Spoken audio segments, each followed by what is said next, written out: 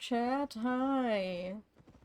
Welcome to yet another day of sleepy, farm and chat in Albion Online, where I farm low-level shit, like a noob, because I am a noob, and, you guys hang out with me, if you wish to. I'm very sleepy this morning. I may have already said that, I'm not sure. But, as a result, we're just kind of gonna chill today. I'm thinking if I wake up a little bit later, that we will maybe do some Planet Zoo, continuing our stream, Franchise Zoo. But I'm not sure about that yet, so... Hey, we'll see. For now. Now and Nevermore says, "Good morning, Bear." Hi, Maury, how's it going? Hope you're having a good morning so far. Nice to see you. We're just doing some farming in Albion today. As you may or may not have heard.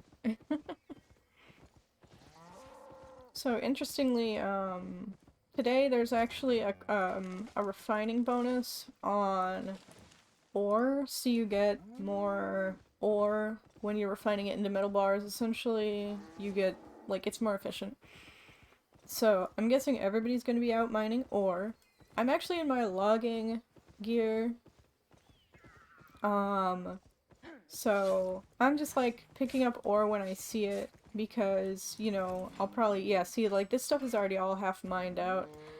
But because of the refining bonus, I'm guessing raw ore might sell for a little bit more than usual, or maybe not. Maybe because everyone is all out mining it to refine it, it's not worth more. But either way, I'm out. I'm just kind of farming it when I see it. I'm focused on the logs, though. Mori asks, RuneScape-ish? Very RuneScape-ish, actually. So this game, the zone that I'm in right now, people can kill me, but they can't take my stuff, but I do later today. I want to go out into a red zone where, people can kill me and take everything on my character, and that includes all of this stuff that well, I mean, I'll put this all in the bank first, obviously, but that includes anything that I've harvested. And I mainly do harvesting in this game so far. I haven't done a lot of PvP yet. So anything that any loot that I've gotten, anything that I have equipped, so all of my gathering gear and my tools, if I go out there with the intent to kill people, I could take fancy, you know, PvP gear, but then if I die, they'll be able to take it from me, that kind of thing. Obviously the valuable stuff is in those zones. And hi, Space Mouse, thank you for the hydrate redeem. Don't you dare aggro me, you golem. Okay, whatever, aggro me, I don't care, I'm running away now. I mean, I could kill it, it's just tedious. Anyway, thank you for the hydrate redeem, let me hydrate. Pepsi as usual. But yeah, yeah, this game's pretty cool. I play it on and off like pretty much every other game I've ever played. I don't really have a group in it. I have some friends who are thinking of starting to play actively again, and I'm in my own guild, with my girlfriend, and that's the guild, it's just the two of us. And she doesn't play as much because, she's not quite, like, into it yet. Or not ready to be into it yet, I guess, because it's a huge time sink, if you want to play actively. But, then, like... Yeah, I'm hoping to have, like, a more of a group to play with, but I also don't want to commit to a group, because I know I'll just, like, stop playing in a week, you know, or, you know, like, just play on and off like I always do, so... You know, I'm kind of rolling solo, just leveling stuff up for now and getting money. Because it's kind of like RuneScape, where, like, there's a premium membership, but you can just, like, grind money in-game to buy it without using real money. And I am nowhere close to having that much, dollar bills. Well, you know, virtual dollar bills. I do have a premium membership because it makes farming, like, way easier, and also I forgot to cancel mine from last month. But, like, I'm getting closer to being able to afford my own, like, membership without spending real money on it. Yeah, Maury, you always get anxious about leaving your group members. Yeah, me too. That's why, like, actually it's a big thing for me, like, a lot of the times I'll like, have energy to do group stuff, but, like, what will prevent me from, like, farming in a party versus farming solo is like, what if I get tired and I just have to go? And then, like, everyone will be like, oh no, now we gotta find another party member, you know, like, they won't be mean about it, obviously, but, like, you know, I don't want to let people down, or, like, make them expect that they'll have a group, and then in, like, 5 minutes I'm like, oh, I want to go off and do my own thing, you know? I don't want it to be like that, so I often just do solo farming like this instead. Which, again, this is not, like, not very efficient farming, I guess, because, first of all, I'm in a lower level zone where I cannot get beaten up. Also, I'm just, like, loading up on low level resources. But hey, I do my own crafting, and these low level resources are still needed. It's probably not efficient for me to gather them myself rather than just having other people gather them and buying them from them, but I don't care. I want to do it, damn it. It gives me the dopamine. It gives me that buzz in my brain. And I like it. So yeah, apparently we're like hauling a lot of valuable, well, not like a lot of valuable stuff right now, but apparently I've got, it says I have 350,000 silver worth of goods in my backpack, but I know that also counts the tools that I'm carrying, so let's just say like 250,000 silver worth of like logs and ore and fish and shit right now that I have. Which is not that much, by the way. But it's a start. It's a start. It's definitely a start. There's a bunch of people coming over here going somewhere. Where are they all going? Oh, they're all going up here, because north of the map, like north of where we are right now, there's a, like a faction warfare point that they are gonna be fighting over, I assume, soon, so... So, like, this is where we are, and this is where the faction warfare point is. And it looks like they're all going there to make sure that, like, they keep it for their faction or capture it or whatever. That would be my guess, at least. We could, since... I don't remember if I signed up for faction or not. I don't think I did. But I think we could go there and just, like, watch them fight. Maybe we should... I don't know if they'll even still be fighting by the time we get there, though. And I want to log, so... I want to get some wood in my backpack. And then sell it and stuff.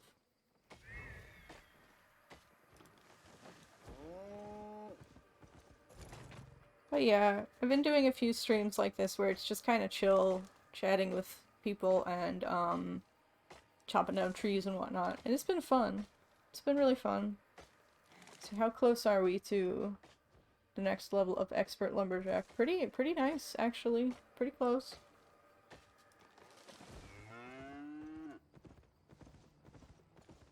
We're getting there, we're getting there. Let's see, any more trees over here? I farm this map all the time. I should really know the layout a little bit better. I know, like, the general, like, where do I go for logs? It's just, like, this northern part of the map, northeast part of the map. Actually, northern part overall. But, like, I still sometimes I'm like, why are there no trees here? Even though I've been there, like, a billion times. Oh. Tree. It just grew. Hey, buddy, you camping in front of this tree, but you're not chopping it. How come? He's probably just AFK. That's probably what's going on there.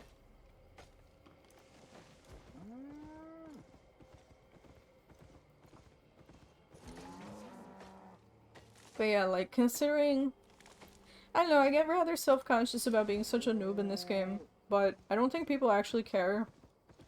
Like, even random people who, like, pop into my chat when I'm streaming are just like, oh, hey, how long have you been playing? And I'm like, probably longer than I should still be in here, you know? And they're like, oh, no, that's fine. Like, they've been very good, and they've been very, like, non-backseaty, but also, like... Yeah, actually, I'm really surprised by how nice the community of this game has been to me in my streams. Because, like, you expect with this kind of, like, MMO, like, you know, like, PvP MMO, it's not what you expect. But I've had people come to my stream and be like, you know, just kind of like, hey, how's it going? You know, or like, they'll share tips with me, and then they'll be like, oh, I'm so sorry, I don't want to backseat, and I'm like, no, dude, it's okay, I don't know shit about this game, I'm happy for the help. Got a name for your ox? Asks Mori. No, I don't have a name for my ox. Why? Do you have one in mind? I don't know if I can name them. I mean, like, in the game. Obviously, I can name them in my head. Have you got a name in mind for the ox?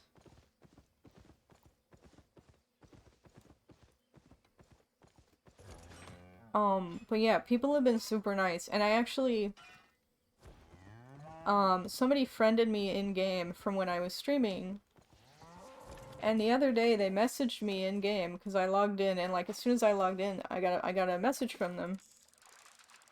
Hold on a second, Maury.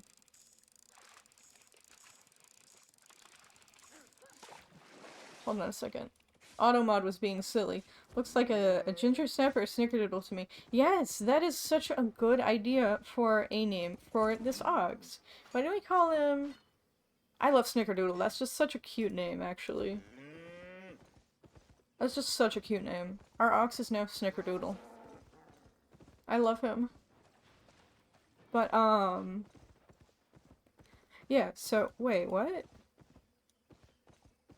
I'm confusing myself about the layout of this map now. Anyway, but yeah, I had somebody, like, whisper me in-game the other day as soon as I logged in, and they were like, hey, I hope you're doing okay. I haven't seen you stream in a while. And I'd actually been streaming Albion for, like, the past couple of days, but they are only able to watch, like, the later parts of my streams.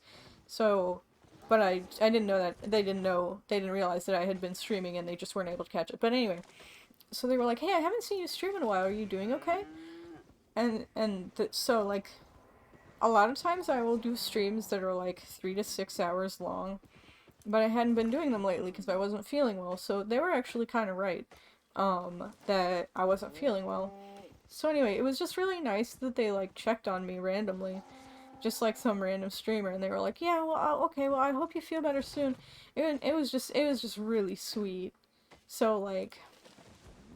And it's not like I've only had good experiences with the community in this game. You know, it is a PvP MMO. MMOs in general. Gaming community in general. One of the reasons I never really got into this game was because I never had a guild to play with. A group to play with. And it's not for lack of trying to find one. Don't get me wrong. I have joined, like, 4 different guilds in this game, and they were all garbage. Toxic AF. You know, like... Just super toxic and super yucky. So eventually I gave up on finding a guild, and I ended up finding a great guild in another game, but they don't want to play this game, which is fine. I tell myself. No. But like, but yeah, so I've given up on, like, finding a guild in this game through, like, forums or whatever. And actually, well, I made my own guild, it's called Trans Rights. But like I said, it's just me and my girlfriend at the moment, cause I'm the guild leader, but I'm not a very good guild leader because I play on and off, and I'm not very good at organizing stuff in games. Like, I'm good at teaching in games, but when people are like, okay, now what do you need me to do to help the group? I'm like, I don't know, just play. You know, like, hey boss, what do we need? And I'm like, you're like level 2. We need you to be level, like, 20 before you can help. And that's not very helpful as a, you know, direction for a new guild member. Maury says, it always completely catches me off guard when people are even remotely kind to their fellow human beings. Honestly, yeah, I've hit that point too. But it's like, it's a good being caught off guard. It's a good kind of being caught off guard, for sure. Oh my gosh. Yeah. I've had a lot of that this week, where people have just been, like, randomly nice to me, and it's weird. But in a good way. You know, like, I'm not complaining at all.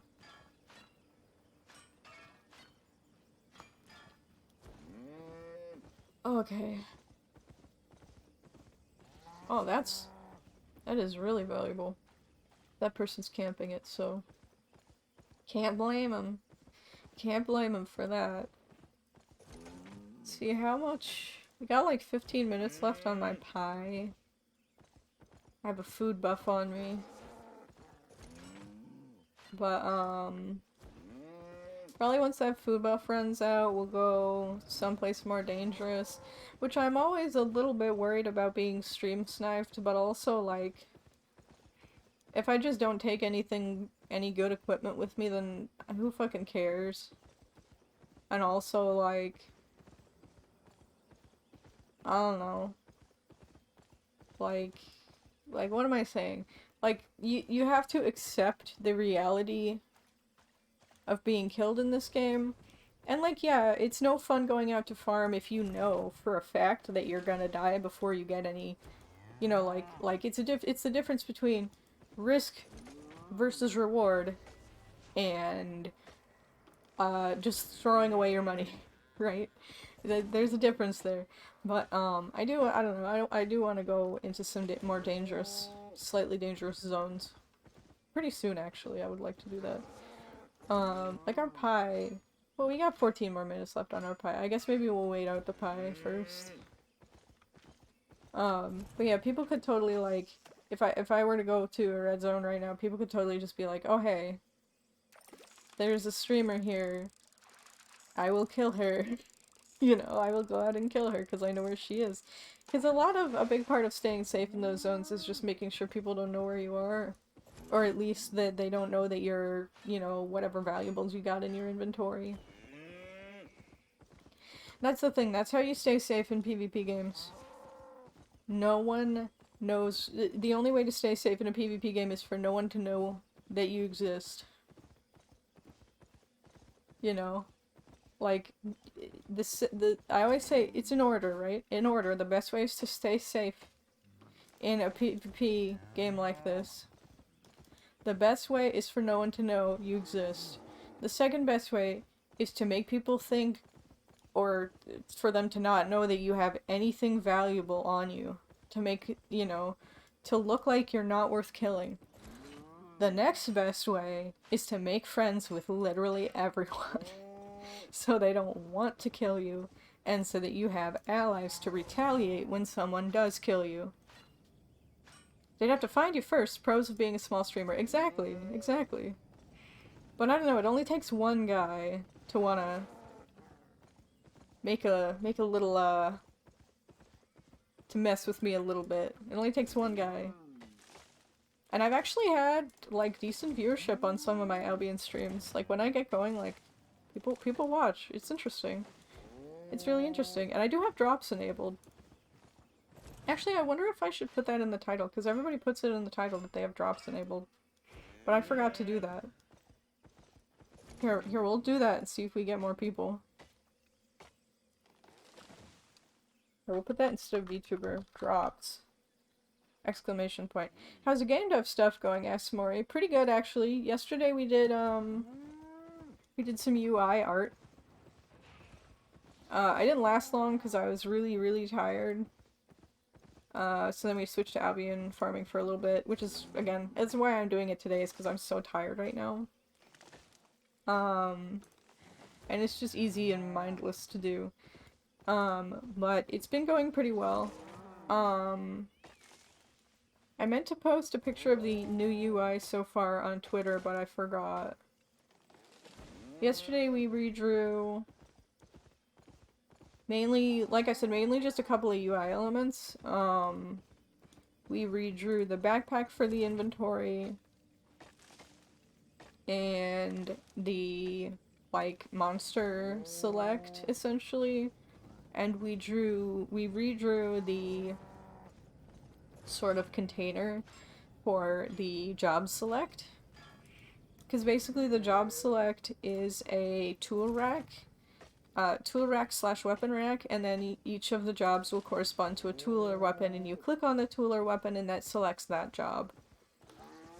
And then to select a monster or a harvesting node, you have, like, bounty scrolls or, like, quest scrolls that are stuffed into a barrel, and they have images of the monster slash harvesting node on them, and you just click on the one that you want to harvest slash battle. So that's how far we got yesterday, was with some of the core UI elements. Ow! Thank you for the bonk, Orpheus. You have bonked me with one of my patron spares. Mm. How's it going, Orpheus? But yeah, now that you've got me talking about it, I want to work on it again. Hopefully I wake up a bit more soon. 'Cause, your account spiked, says Mori. Did it? I don't see it. What are you talking about, Mori? Well, anyway, yeah. It's nice to see you, Orpheus. What was I talking about? Oh yeah, game dev. Orpheus says that they're good. How am I? They're asking. I'm alright. I'm alright. I'm really, really tired, so we're just kind of chilling, doing some low-level farming in Albion while I chat with you guys. Yep. That's what's going on here. And Maury was just talking to me about my game dev project and asking me how that was going, because yesterday I was working on some new UI art, and now it's got me wanting to do game dev stuff. Not going to lie. I am far too tired for it right now, but ooh, this just became rare. I'll take that. Maury says it went to 5. Oh, it doesn't show that on my end. Weird. Anyway, yeah. So, Orpheus, I don't know if... Have I ever told you about my game dev project, Orpheus? I am currently working on a, video game for writers. So it's kind of like a gamified productivity tool, where you write a first draft of a novel or a script or what have you. Is this the Lumberjack game? Actually, no! The Lumberjack game is a separate one that I just started creating just because I had the idea for it, and I was like, I need to make this right now. And then I did! Or at least I spent an hour of work on it. So it's a game where you draft a novel or a script or what have you, and as you're writing, you make progress like attacking monsters or harvesting, logs or iron or what have you. And you can craft and, level up a whole bunch and, gain mastery in various items and against monsters and that kind of thing, and in jobs. There's a bunch of different jobs. But yeah, so it's heavily RuneScape inspired progression-wise, and yesterday on stream, and I forgot all about this, but apparently yesterday on stream, we worked a little bit on the new UI art because I had to completely redraw the UI. And I had been kind of like 10% of the way done with redrawing it, and then I realized, wait, this style that I'm redrawing it in is way too complicated, and it's not sustainable for me as a developer. Because everything else has got to be in that same style. Orpheus says that's incredible. It's just, thank you. Thank you, Orpheus. It is a solo project. I tend to work on game dev projects alone because I want complete creative control and because I have all of the necessary skills. I can draw, I can kind of compose music, I can, did I already say code? I don't know. I can draw, I can code, I can do sound. So it's like, I have everything that's necessary. It's just, I need the energy for it at this stage, because it's very time consuming to make games. I've been working on this one for like, on and off for like 2 years, but mostly off. I definitely could have finished it probably in a few months if I'd been working on it, just like, constantly. And it's not even finished yet, but, it's nowhere near. It had its first playable prototype that I distributed privately last month. Me with my writing, says Maury. Yeah, mood.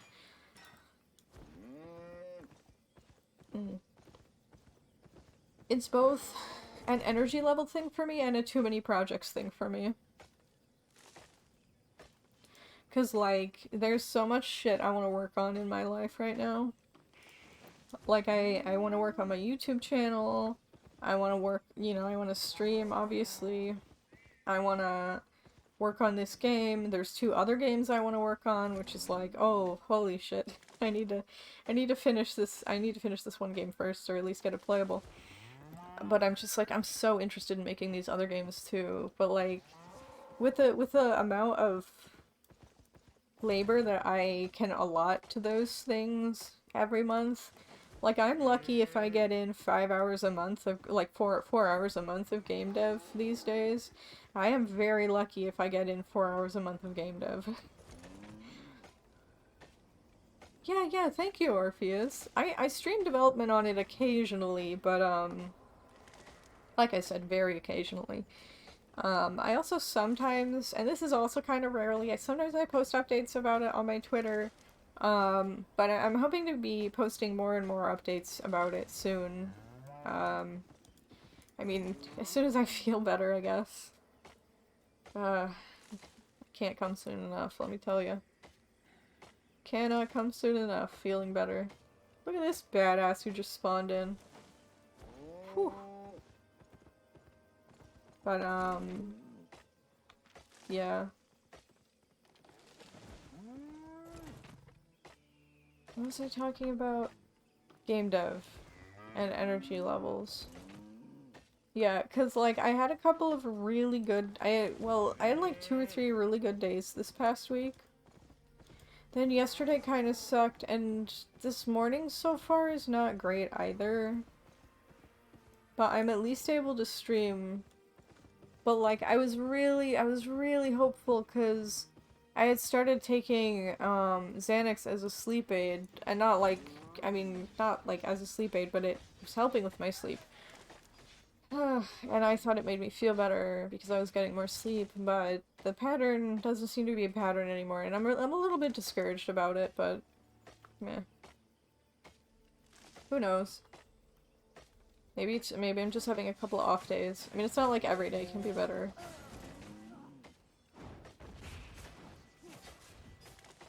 Oh, thank you, Mori. Thank you. Yeah, we should do that. We should keep each other accountable, honestly. That would be helpful. Would it, though? Because, like, even if I wanted and, like, even when I want and feel motivated to work on this stuff, I can't always work on it.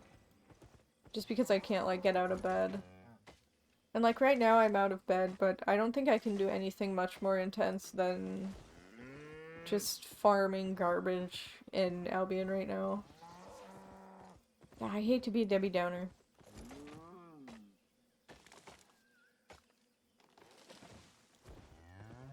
Well, I'm hoping I'll feel better soon. And who knows, maybe I'll have a better rest of my day today.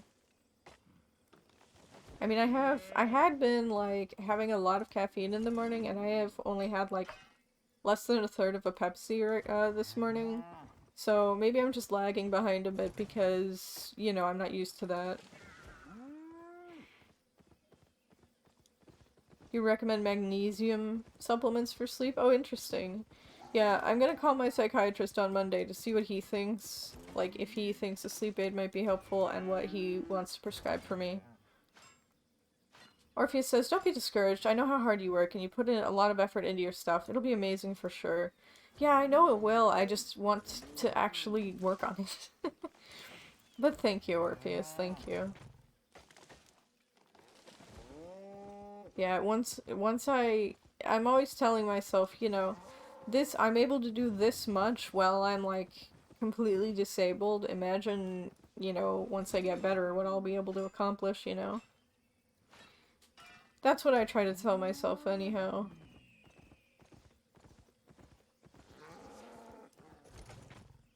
That's kind of the encouragement I give myself.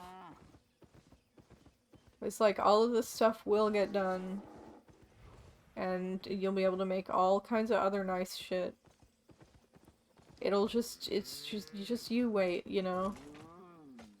That's what I'm telling myself.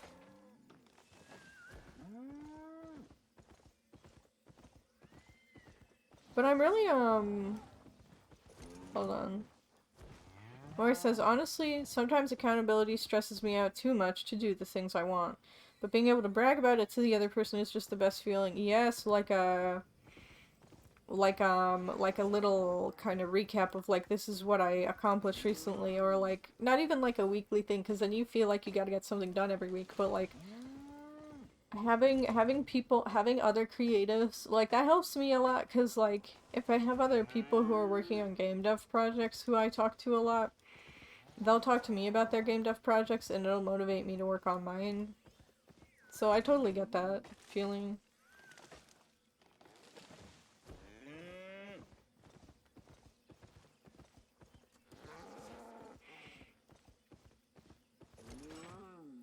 You know, I also haven't thought about this in a while, but I'm also on a lot less stimulants than I used to be on. Because for some reason, I told my psychiatrist to reduce the dose of my morning stimulant, and now I'm like, wow, that was the stupidest idea I've ever freaking had. Because I'm tired every day. But, I don't know, maybe I'll talk to him about that. You did 1,000 words yesterday. That's awesome. Yeah, definitely go brag about that shit, man. Brag away, you deserve it.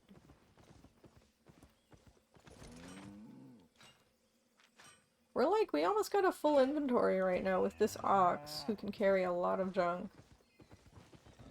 No, go away, big red golem. I don't wanna deal with you either. Stop. Stop following me. Silly enemies. Oh, our pie is gone. Our pie is gone. We used up all of our pie. Is there a central hub you deposit stuff at?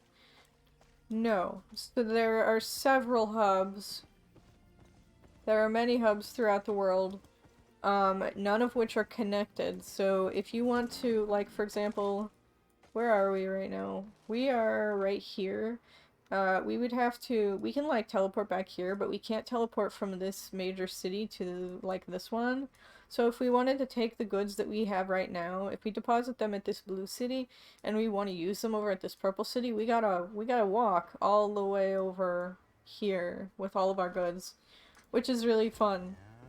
I mean, it's annoying in like a micro level, but like on a macro level, like, you know, making it so like you can intercept people who are doing like, you know, transporting really fancy goods and stuff. That kind of shit is so satisfying. You know, like you would think it's annoying to have to like walk your stuff everywhere, but it just creates opportunities for oh my god, stop. It just creates opportunities for depth of gameplay, I feel like. Those are some words. But you know what I mean? And you can just, like, you can safely transport goods in between some areas, but some areas, if you want to bring fancy, you know, armor for your guild or whatever to, like, a fancy battle zone, you gotta go through areas that people can just steal, you know, kill you and steal all of that fancy goods from you. So you want to get an escort from your guild, you know, and then people can, like, you know, maybe there's a spy in your guild who's like, hey guys, you know, this guild, they're about to transport a bunch of really valuable shit over here, and this is the route they're taking. And then the guild that they're spying for sends like 20 guys to intercept it, and then now they have all the valuable stuff.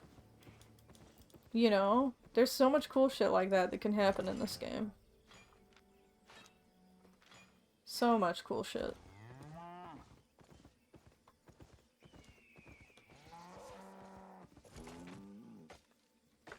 More wood. How much cedar do we have even?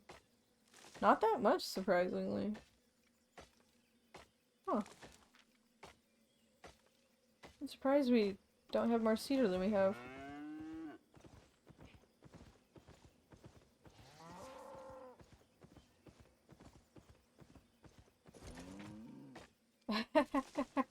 Yeah, Mori. Yeah, basically. Basically. This game is for a very specific type of gamer, and that gamer is me.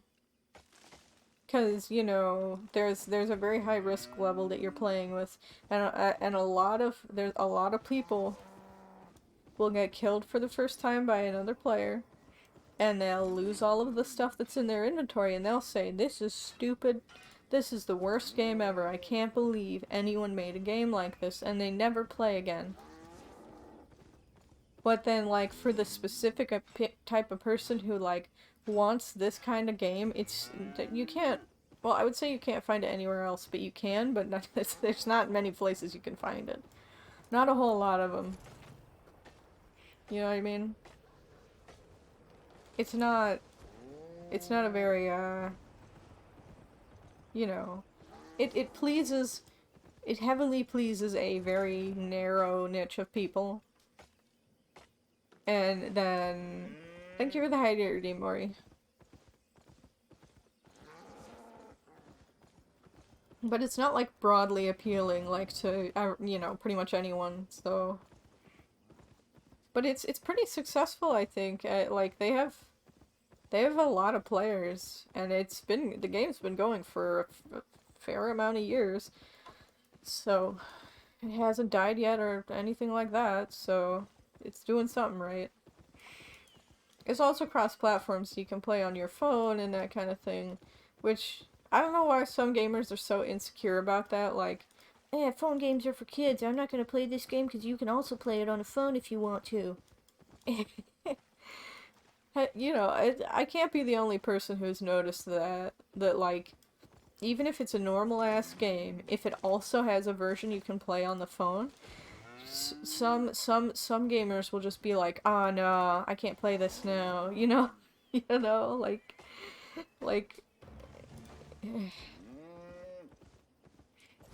I feel like Phone League is totally different from PC League. Well, yes, but Phone League and PC League can't play together. I mean, they're different games. If I understand correctly. This game it's just the same game, just you can also play it on mobile.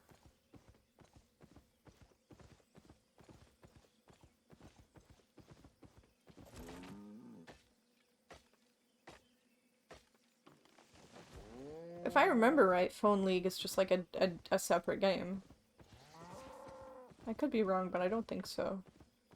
They are. You're just excited to have... Oh, you were excited to have League cross-platform, but nope. Yeah, I get that feeling. Yeah. We're actually almost, like, overweight now. I mean, we're not, like, that close. I said I was gonna farm until my pie was done and then stop, but, like... I'm still so sleepy. I don't know what else to do. Do we have any more pie, actually? Let me check. Do we have more pie? No, we're completely out of pie. I ran out. Otherwise, I would pop another one. The sad thing is, it's mechanically vastly improved over PC League. Is it really? Interesting. Oh my god, they're both attacking me now. Oh my god, that's funny. Come on. Yeah, you aggroed me from all the way up there, buddy. You being real. He's being real, I think.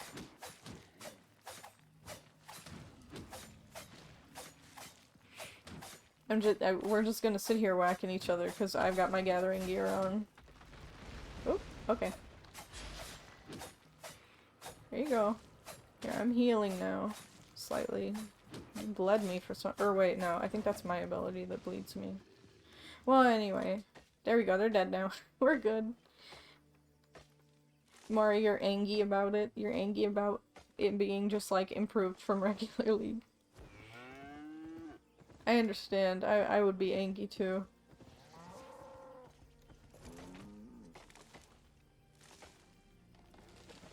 I think I'm actually getting some more, like...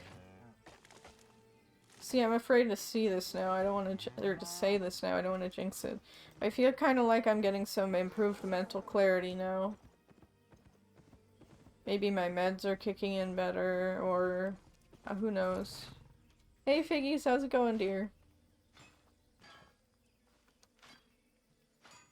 Maybe we should go back to town and get pie. I don't know.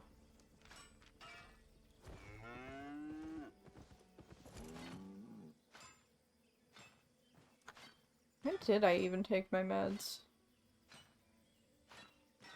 Like 8? 8:30? So they would have kicked in around like... yeah. Whatever. I'm probably overthinking it.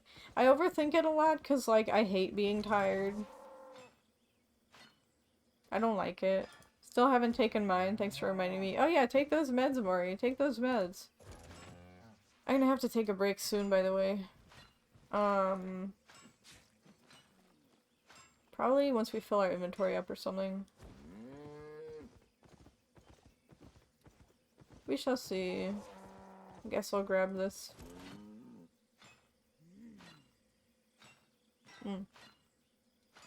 Maybe I'll go get some sun during my break.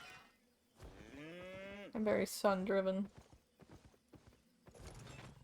For those of you who don't already know.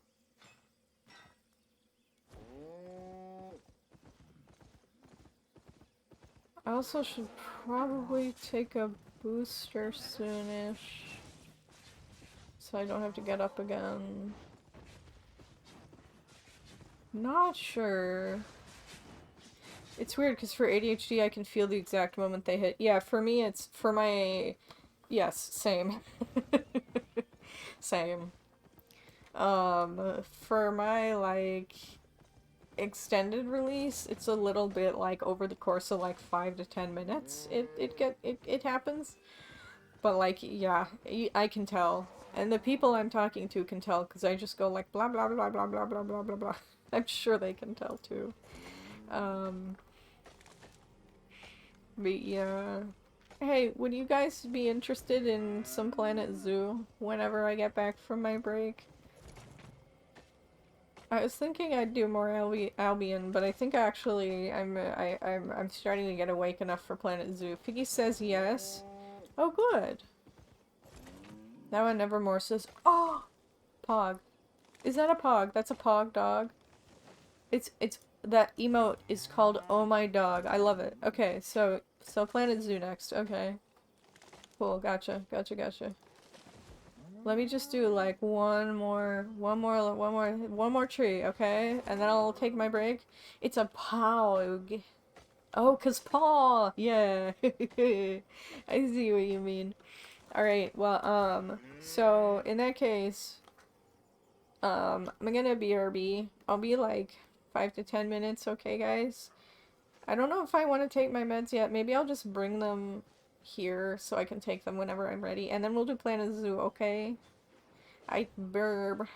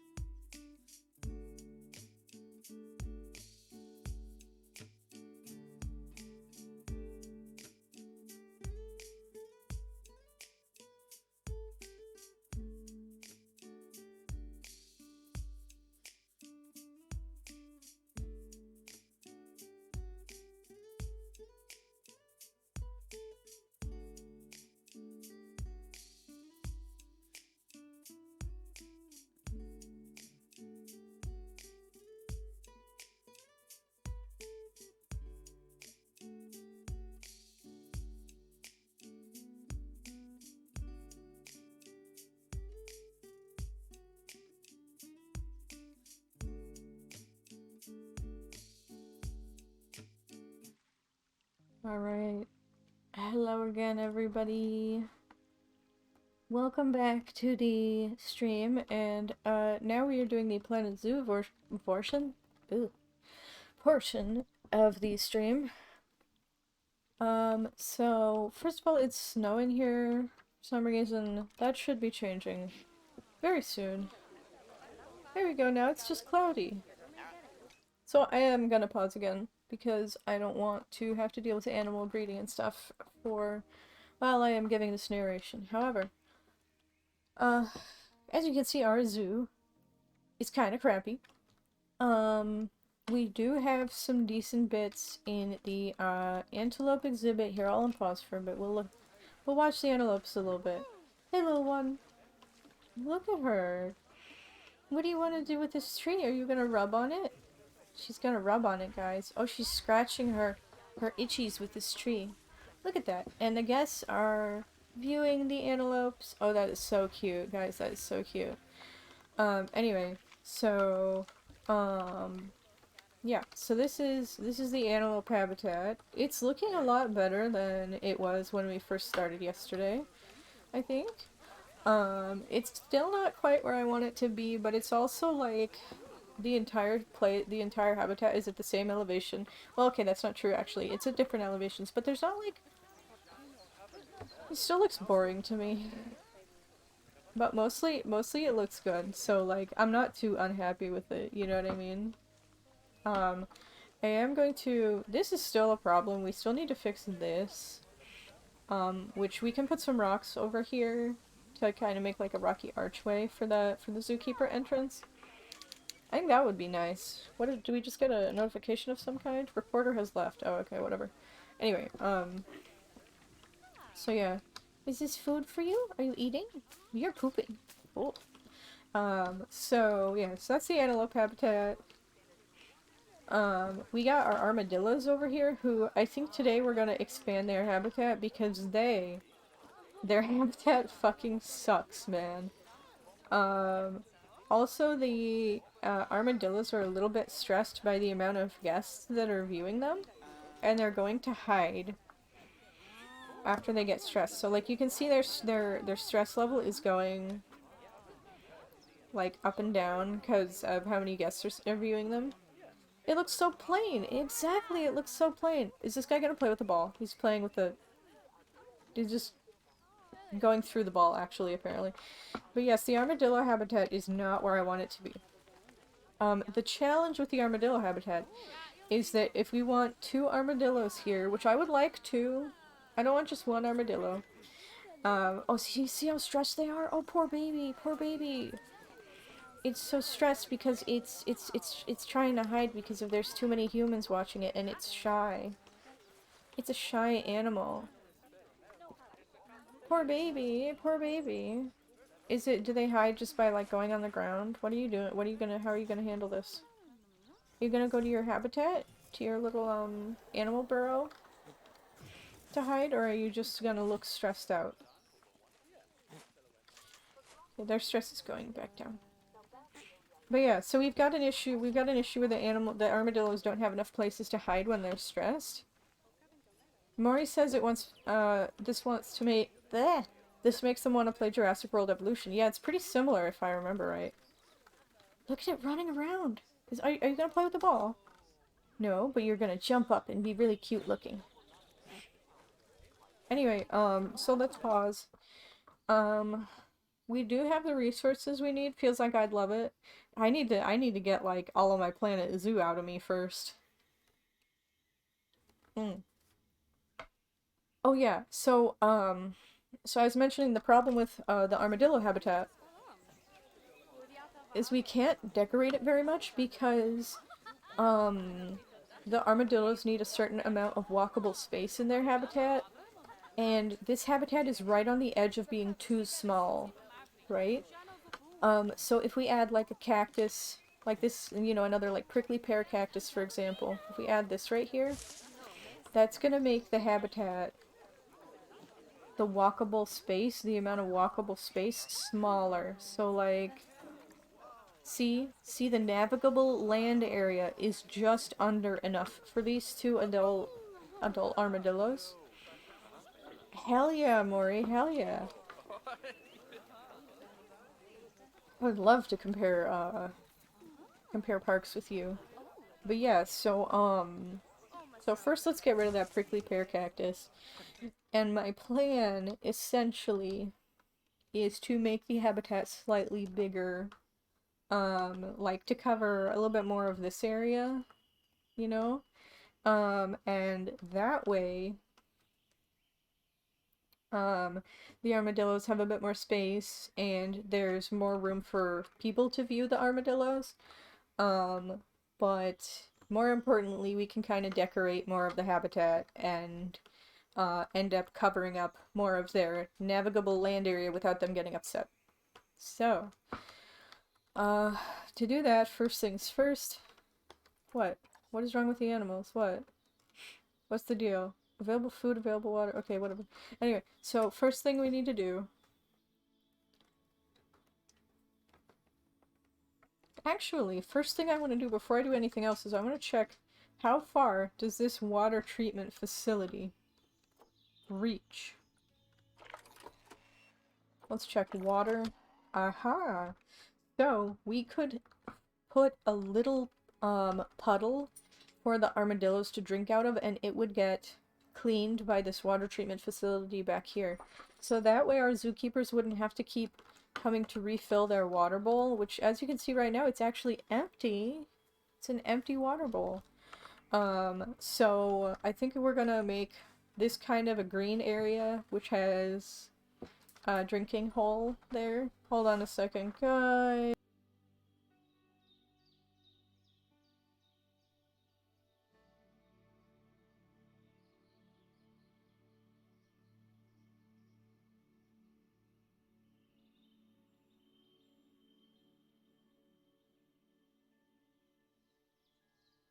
Okay, sorry about that. Anyway, okay, so we're gonna make this a little bit of a greener area. And anyway, so let's take this habitat. We'll edit the barrier. So we're gonna take this buddy, gonna delete it. Oh, nope, don't do that. Just delete all of those right there. And we will, let's see, how long do we want these to be? Like 6, maybe like 6 meters. We'll increase the habitat size by like that much? Or should we just have it come up to the edge? I don't want it to come up to the edge of this building because I think maybe then the guests inside that building will try to see the armadillos. So anyway. Actually what I'm gonna do is before we adjust the barrier, I'm actually going to adjust this little group of rock walls. Well first I guess yes. how are we gonna grab this one? Let's see. Can we grab these? There we go. Grab these stone walls, which are serving as the barrier that the armadillos cannot get out of. So we'll just move this like this, like one tile further, basically, I think is what we're gonna do. And then we'll duplicate that, put it there. And we actually don't need a wall back here because the rocks are serving as a wall back there. So here we go. This is gonna be the new space. Oh my gosh, thank you for the raid, Eppo Frog. Welcome, raiders. And let me give a shout out to Eppo Frog. Shout out, Eppo Frog. Oh my gosh, Eppo is one of my Twitter mutuals, and makes some very cozy content, so you guys go check them out. Welcome, raiders. Today, we are playing Planet Zoo. We are adjusting our armadillo habitat to make it a little bit bigger and a little bit less boring. So I'm Bear, I'm a variety streamer, I play a lot of different games, some of which are cozy, some of which are more action-oriented, and I hope you guys will have a great time today. Yeah. It's going good. Like I said, we're just adjusting the armadillo habitat for today, so, a little bit of a building going on here. So, I go a bit hardcore with building in this game. I guess you were asking how am I doing, like, personally. I'm doing okay. A little bit tired, quite tired actually. But we're getting by. How about you, Eppo? How are you doing? How's it going on your end? Alright, so we'll rotate that out just a tad. Maybe bring it up and... No, not up. Bring it like right there. Oh, you meant both? Okay, fair then. Well, you're doing good. Played some demos today. Ooh, did you play any fun ones that you really liked? Did you find any that you really liked? Let's see. We'll put some more of this buffalo grass. We'll put some, like, right here. Wait, is this a dry or the parched kind? It's the parched kind. We'll move it, like, that way a little bit. Gonna lurk, says Mori, but I'm still here. Enjoy your lurk, Mori. Enjoy. Next thing we're gonna do is we're going to take some short grass and paint it over here. Because we want this to be kind of our semi-green area.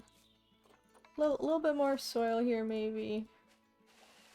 Maybe a little bit there, too. Yeah? This game... Oh, yeah. Eppo says, yeah, this game really lets you go nuts with the building, doesn't it? It sure does.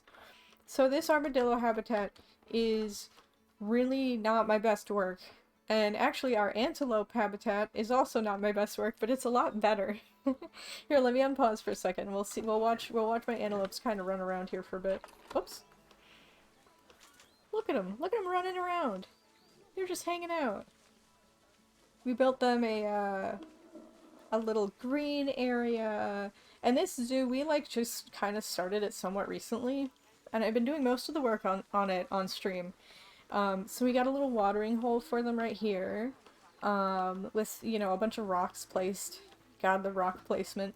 It's weirdly fun to place all of the rocks by hand, but oh my goodness, is it a lot of work. Oh, look, it's pooping. Anyway, oh, look at him go, look at him go, look at him go. Are you going to the water to drink? Or are you just running around for fun? Very cute. You love the watering hole? Thank you, Eppo. Yeah, look, he's drinking. So cute. The rocks make it look a lot more natural. I wholeheartedly agree. Rocks are very, very powerful in this game, and they also actually serve... Uh-oh. Okay, so it would appear that an armadillo... Oh, okay. Okay, an armadillo has quote-unquote escaped its habitat because I forgot to complete the barrier when we edited it earlier. So we gotta fix this real quick so that people don't think that our zoo is letting animals escape. Okay, here we go. Because we're not. The armadillos did not escape. Y'all just being goofy. That's what's going on here, is y'all just being goofy. Okay, there we go. Okay, now they should not be complaining anymore about that. But yeah, so the armadillos have a lot more space. They might actually be unhappy with the terrain distribution. No, it looks like they're perfectly happy. Good. But anyway, so yeah, the rocks actually do serve as collision as well. So like if I were to, I'm just pausing so that this doesn't do anything, but if I were to move this rock and unpause, the armadillos could escape. So you actually don't need walls in spots where you have rocks. Okay, so that being said, let's work on this armadillo habitat. Heck yeah. So I was planning on giving them a little watering hole around here. I want it to be like... Woohoo!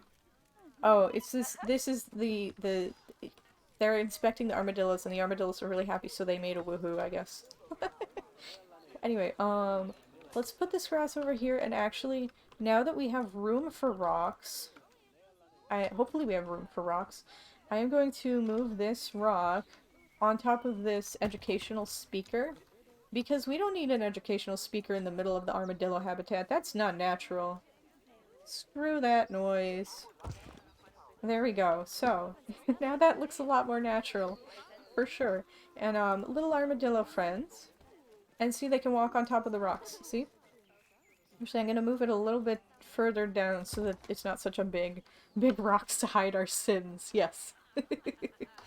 Can you even play with this ball? I swear you could play with that ball. Oop. Day's rolling over. Okay, here we go. Here, can we not, like, armadillo? Armadillos allegedly can play with balls. Huh, interesting. Anyway, let's see, what do you think of the terrain? It likes the terrain. It can actually, oh, armadillos can actually tolerate a little bit of long grass, in which case, uh-oh. Oh, one of our antelopes is about to mate. Okay. So, I'm actually gonna pause for a bit, because, if we keep it on pause the whole time, our animals, we'll have to spend a lot of time managing our animals mating and stuff, which is fine, but that's time that we can't spend building, so... Alright, so let's put some more of this grass stuff right there. And then... First off, I'm gonna put a little bit more dirt over toward this area. I don't want too much green grass too close to the rocks, because that's just funky looking. And actually, I am going to move these flowers as well. Because the rocks are gonna be like mountainous type area, right? Something like that? I don't know. That's how I want them to feel.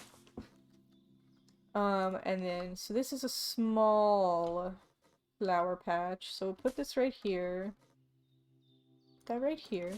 And basically, I am going to move these cacti a little bit. Okay, so there's a prickly pear cactus right there. There's another prickly pear right here, which I'll put there. Okay, so this is already starting to look a little bit better. Okay, we'll put that, like, right there. But it's not quite there yet, right? It's not, we're not quite done here. Let's see, do I like that better, or... Yeah, actually, I do like that better. Have it down a little bit. Down a little bit to where it looks like it's multiple bits of cactus. I mean, it is, but, you know. Okay, so, actually, I'm gonna unpause so that we can get a little bit more sunlight on here. Look at our guests giving us so many donations and stuff. Okay. Let's get some more sunlight over here. And in addition to the dirt, I'm actually gonna put a little more sand in these areas too. And, some rock, just like right up against where the actual rocks are. Okay, so, we're also going to adjust this kind of weird rocky formation to make it look better. But the thing I really wanted to add was a little watering hole for these guys. So, let me quickly... We're gonna pause again, actually, while I do this. And we're going to make some little bits of water in this green area, this greener area. So, I am allegedly... Here, hold on. Actually, here's what I'm gonna do. We're gonna use the terrain stamp tool. It's gonna be very shallow. And very small. See, if I do that... How come it... Oh, because it's right next to the barrier. Well, shoot. We'll have to undo the barrier again, just temporarily. Because I want it to be up... I want it to be right up next to this wall. But don't worry, we'll try to remember to put the barrier back. We'll try. We'll do our best. We'll do our best. Alright, so that's an example of basically the kind of watering hole that we're trying to create. Raising it up a bit. I don't want it to be too... Yeah, I don't want it to be too deep. Okay, so, like, raise it up quite a lot there. Yeah, like, that looks pretty good to me. That looks pretty good to me, and then we can just adjust it from there. Obviously, we will want to take these little bits, duplicate them, put them further down so that they can't, theoretically escape by swimming, right?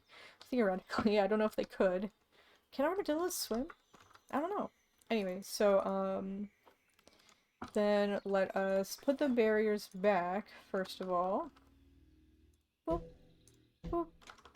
Okay, are we good? Are we good? There we go. I think we're good. Or are we? Yes, I think we are. Not sure, but hopefully. Okay. So anyway, then, we obviously don't want it to be this huge, like, square type shape. Apparently they do like to swim, says Epofrog. Oh, really? Ooh, I wonder, like, in the game or IRL? Because the game... So, here's a funny thing, actually. Yes, I'm still bothered about this. Red panda. If you look up the red panda in the game encyclopedia, it says they are excellent climbers and good swimmers that enjoy living in a varied environment. But in the game, they cannot swim. Mm. Google says they can just walk underwater. Dude, that's awesome. That's awesome. But anyway, so let's take the terrain modifier again, and we're gonna actually use the sculpting tool this time. And I don't think I want the watering hole type thing to be too terribly big. Um, but and I want it to be a bit steeper on this side so that they can so that actually hold on, is this even the right like okay, yes, perfect, perfect, perfect. Okay. Because you gotta check and make sure the water's gonna like, you know, even look okay. Oh wait, I just realized, yeah, we put the habitat barrier back, so we can't adjust within a certain range, but mother hecker. Alright, let's get rid of this again. No, no, no, just get rid of it, please. Just get rid of the barrier once again, until I'm done adjusting the terrain. Goofy, goofy, goofy self. Goofy me, goofy me. Okay, and then we'll do the same thing here. It automatically paves over the area. Pave? It automatically puts long grass in areas that you terraform. But we can fix that. So I'm just trying to make it look like a little bit bumpier in some areas. You want it to be like relatively flat in some parts. Obviously, like, you don't want it to, like, so that you can place objects that need to be on flat surfaces, you want some parts to be flat.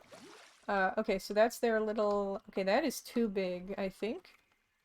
So what I'm actually gonna do is I am going to pull this part back up. We're gonna pull this bit back up, because, again, part of the reason we expanded this exhibit was to give them more walkable space, right? And any space that is covered in water is not walkable. So, we want to make sure that they still have plenty of walkable space. And they don't need their watering hole to be that big anyway. So, yeah. Let's also, and we also just want it to be a more, like, natural looking shape. I don't want the water to be too terribly deep. I want them to be able to, I want to see, I don't know if they can swim in this game, but if they can, I'd like to see the animation. But we also want a decent, like, water's edge that they can walk on. Like, just walk on the shallow water. So here we'll make the water's edge just a bit, like, more gradual, maybe. Try that. Okay. Oh, see that? I like that, actually. I actually quite like that. Maybe a little bit more push right here. And then more push right here. And still feel like that's almost a little bit too much water. Here, we'll put like, what, Piper? My dog is being needy. Here, do you want pets? Yes. Cutie girl. Cutie puppy. Okay, anyway, so we've got the water, I think, the way that I want it. So, let's go back to, or we've got the terrain the way that I want it, rather. The terrain elevation. So here we go. Boop. And the barrier's fine. Once again, theoretically. So now we've got to, first of all, move this so that it is more like supporting the actual areas that are like greener. Here, we'll put that there. Or here, move this here. We'll put the flowers like right here, and then we'll put the grass right here. And this bit will go like right here. Heck, we could even put these flowers like right here. Like right there. Yeah, that's pretty. I like that. And then this stuff is also a bit more like... Here, we'll make this really thin looking because this is where it's starting to like get dirt and stuff. This also needs to be a little bit less thick. Same with this. Because like this is the green area, but it's also like... I don't know how to explain it. Like, yeah, we'll put that out there. Like with a little bit of it. Yeah, I like that. Maybe like a little bit further. Like a little bit thinner and then over this way. There we go. Okay, I'm really happy with the foliage there so far. You need a little post-stream break, Eppo? We'll be lurking for a bit. Enjoy your lurk and certainly take your post-stream break. Enjoy! Okay, so I'm liking that so far. I'm liking this change. Let's see, oh, it's replacing the armadillos because it thinks that they're on water or whatever. Okay. So let's see. Are they happy still with the amount of space that they've got? Yes, they have just barely a little bit more space, more walkable space than they did before, even with the water. Perfect. Okay. So, also I am a little bit worried that the grass just looks like too even almost. Like the grass placement distribution looks too even. Like it looks like it's a straight line across here, which is not how I intended. So I'm gonna dupe this. We're gonna put this like right over, maybe not right over there, but like right over this way, and make it really thin. But there we go. Cause there is a bit, this is like a bit of grass here. We can also adjust the actual like terrain painting bit.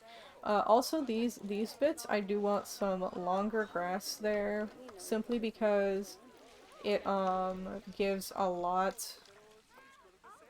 The like actual grass blades do a lot to make the area look less empty. See, do we get some grass blades here? Come on, give me a grass blade, please. Is that some grass blades? I can't tell at this point. There we go, there's some grass, I think. It's hard to tell. Like, these tall, thin ones are the grass blades I'm talking about. Why is it snowing? Why?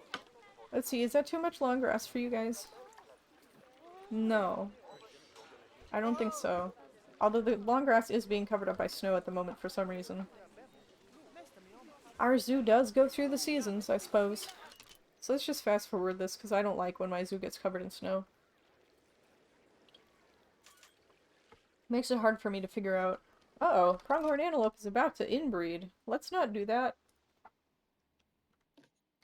How about we put you on contraceptives, huh? How about we do that? How about we just put the male on contraceptives? There we go. That'll make my life easier. Theoretically. Oh, it's expecting offspring now. Dang it! I was too late. Nella. Here, you're just... That's annoying. Oh well. That's very annoying. Oh well. Okay. Snow, go away, please. Oh my god, it's just getting thicker. Thank you for the hydrate redeem, Space Mouse.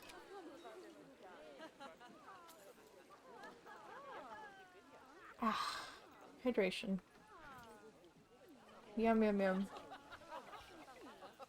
Look at those antelopes. They're so cute. Alright, snow should be melting soon. There we go, melted snow. My favorite. And it's a bit cloudy, but that's fine. So. Now we don't actually need this water bowl, so we can just delete it. The food comes from the termite mound right here. They put food in the termite mound and they eat the termites. Let's go ahead and make some more rocks. Yes, it's everyone's favorite part. I mean, it's my favorite part, so I'm not even saying that ironically. Rock work. Yes, we love the rock work. Yes, we sure do. So let's put it like this maybe, kind of like that.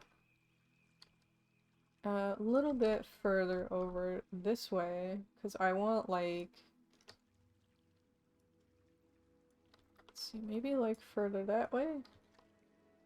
Yeah, I don't want the armadillos to be able to climb up there. And then further that way... Nope, nope, nope, not quite like that. Like that. There we go. And, we need some smaller rocks, actually. Let's go ahead and get our filters on. Biome. Temperate grassland, desert, continent. North America. And we'll just put some rocks into here. So that's a nice one. I want some nice, somewhat smaller ones. Like this kind. This kind's somewhat smaller. So we'll get this in there. Get that right there. Maybe like a little bit this way, and then like that, kinda. Almost. We got that corner right there that I don't like. And I don't think the armadillos can get out that way. But if they can, that would be silly. That would be very silly. And a little unfortunate. Yeah, okay. So like, kinda like that. And that. There we go. So there's a rock. One rock at a time. Wonder if this is like just the same rock that we just placed. I have no idea. And then we got this. We'll put it like here-ish. Okay. I actually really like this rock. I feel it is good for various things that we're trying to do right now. Okay.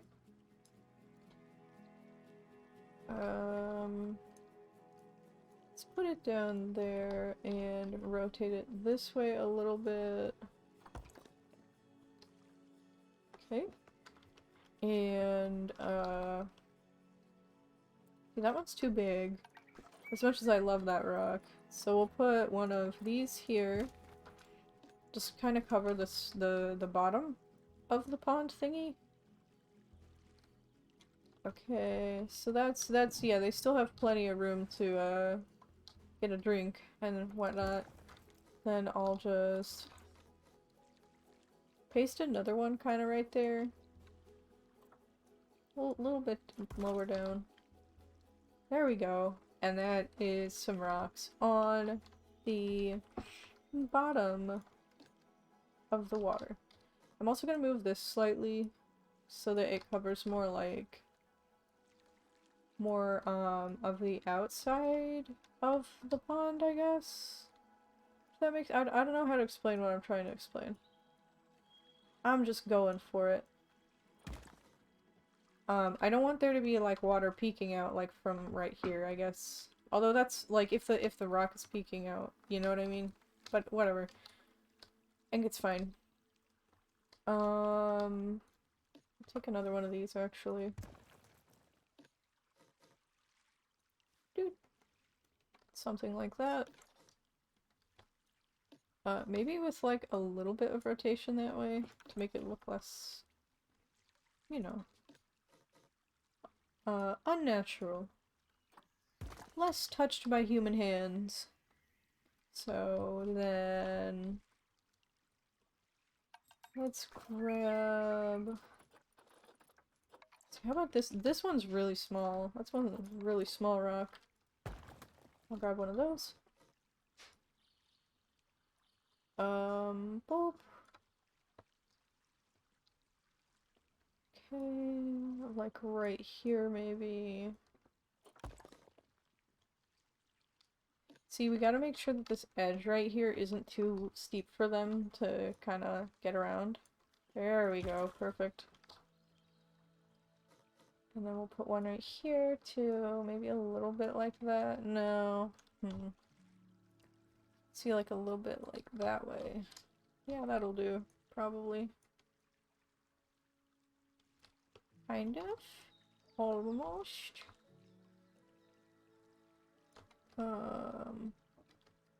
So yeah, that's fine. That's perfect.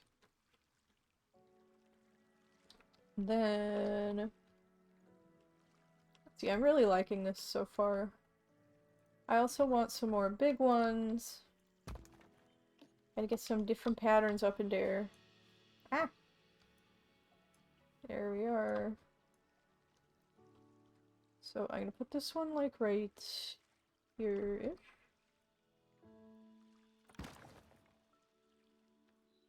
Actually, I want this at a different angle, at a slightly different angle. There we are.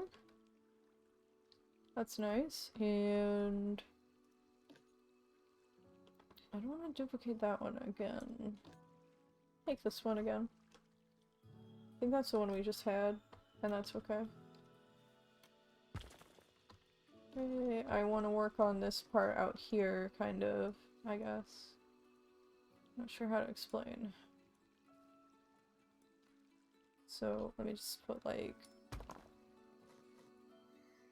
this, basically, to make it look,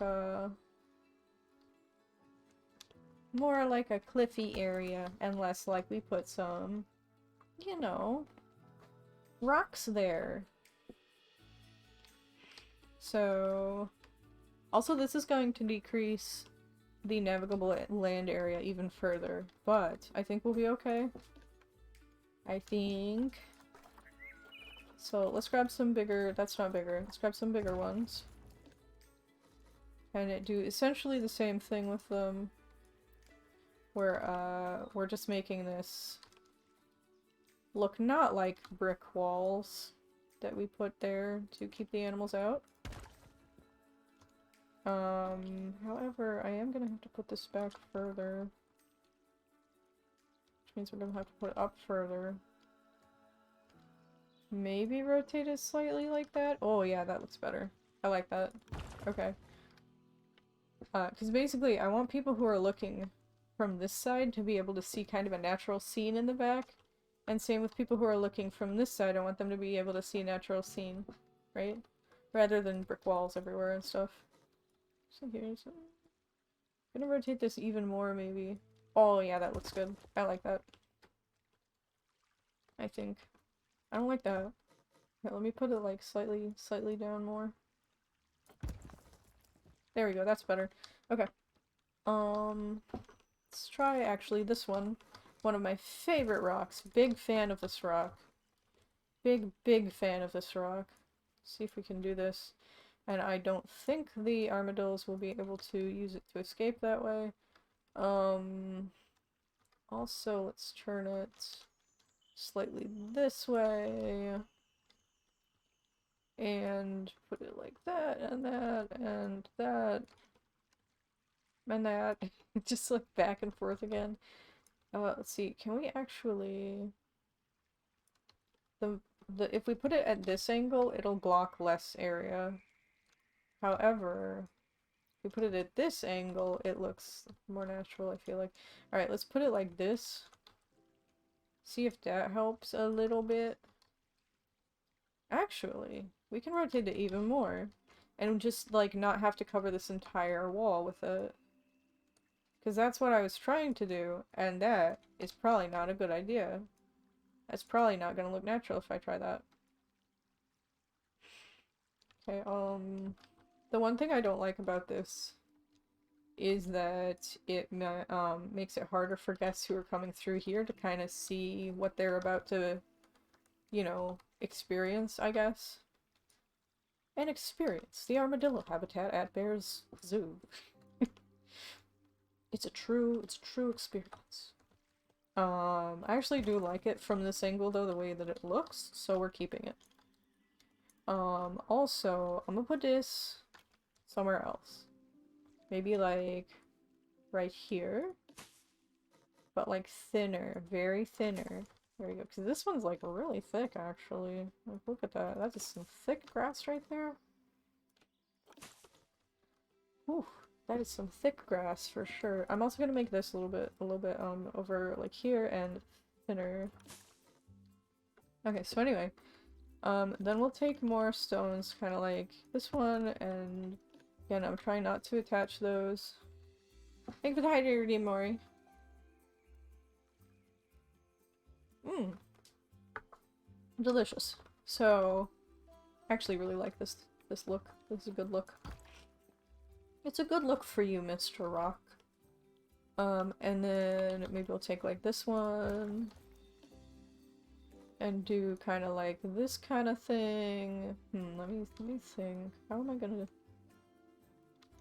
see? It's hard when you already got them like all twisted and turned around and stuff, and like the XYZ rotation and angle and shit is all weirdified. It's all weirdified and stuff.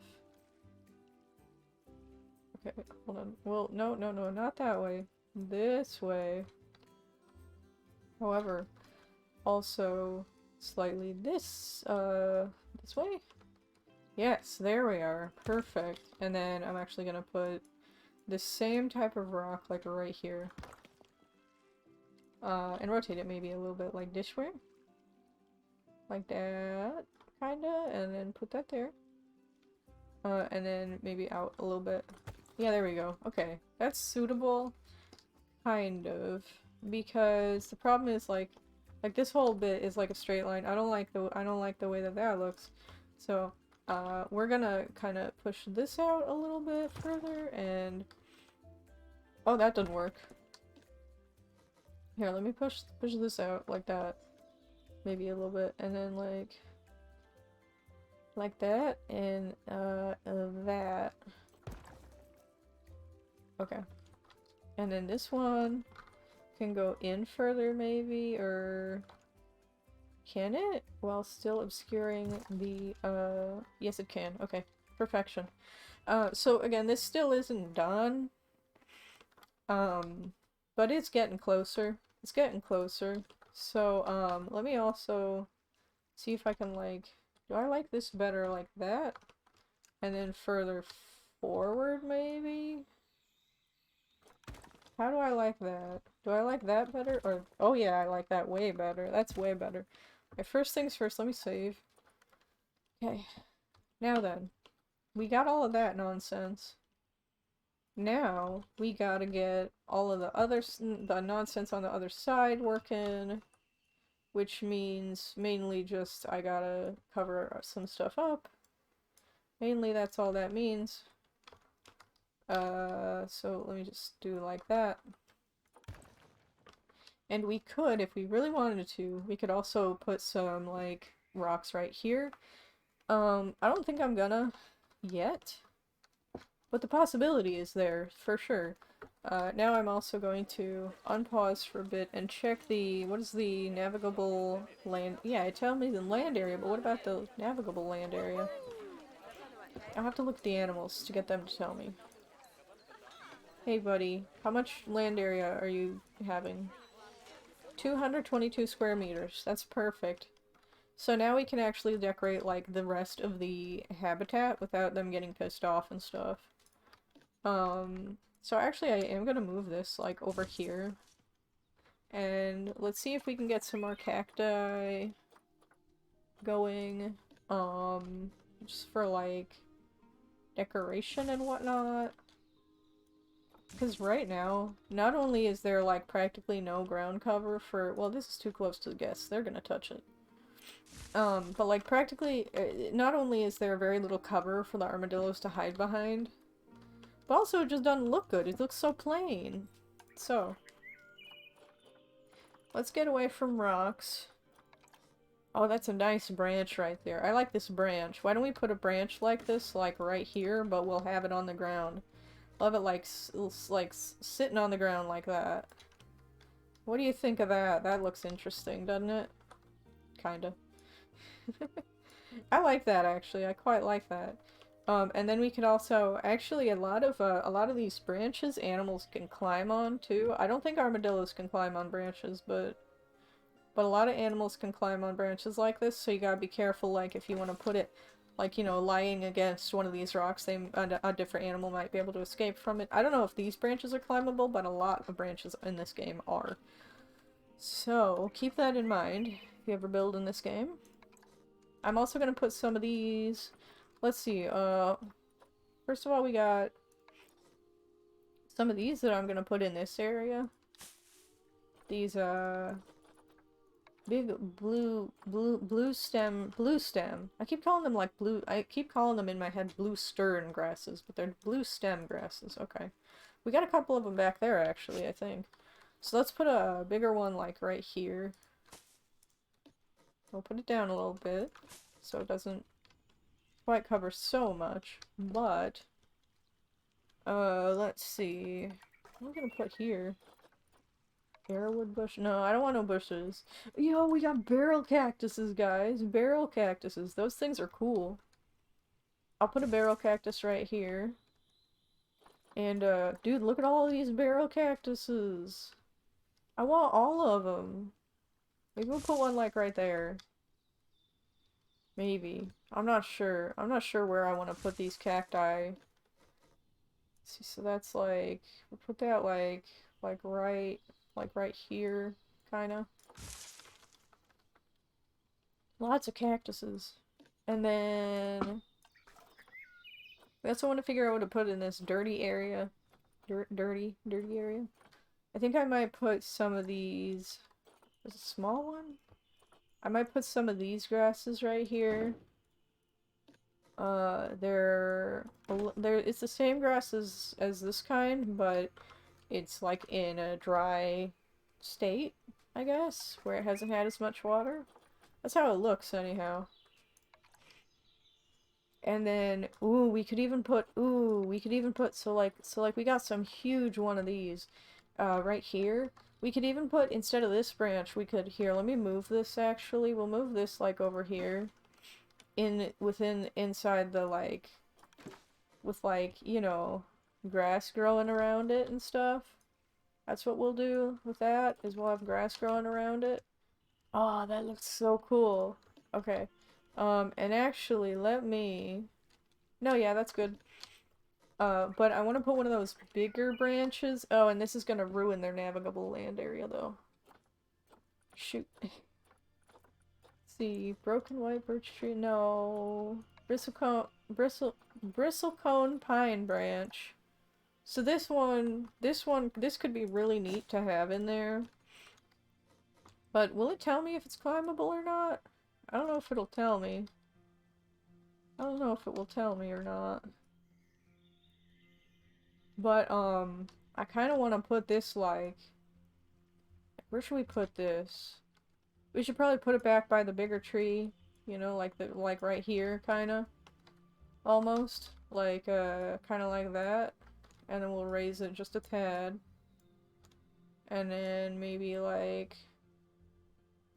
Oh, dude, that looks sick, man. That looks sick. That looks so cool. And that'll give them a little bit of space around their resting area. Away from prying eyes, I guess. I don't know. That's the theory, at least.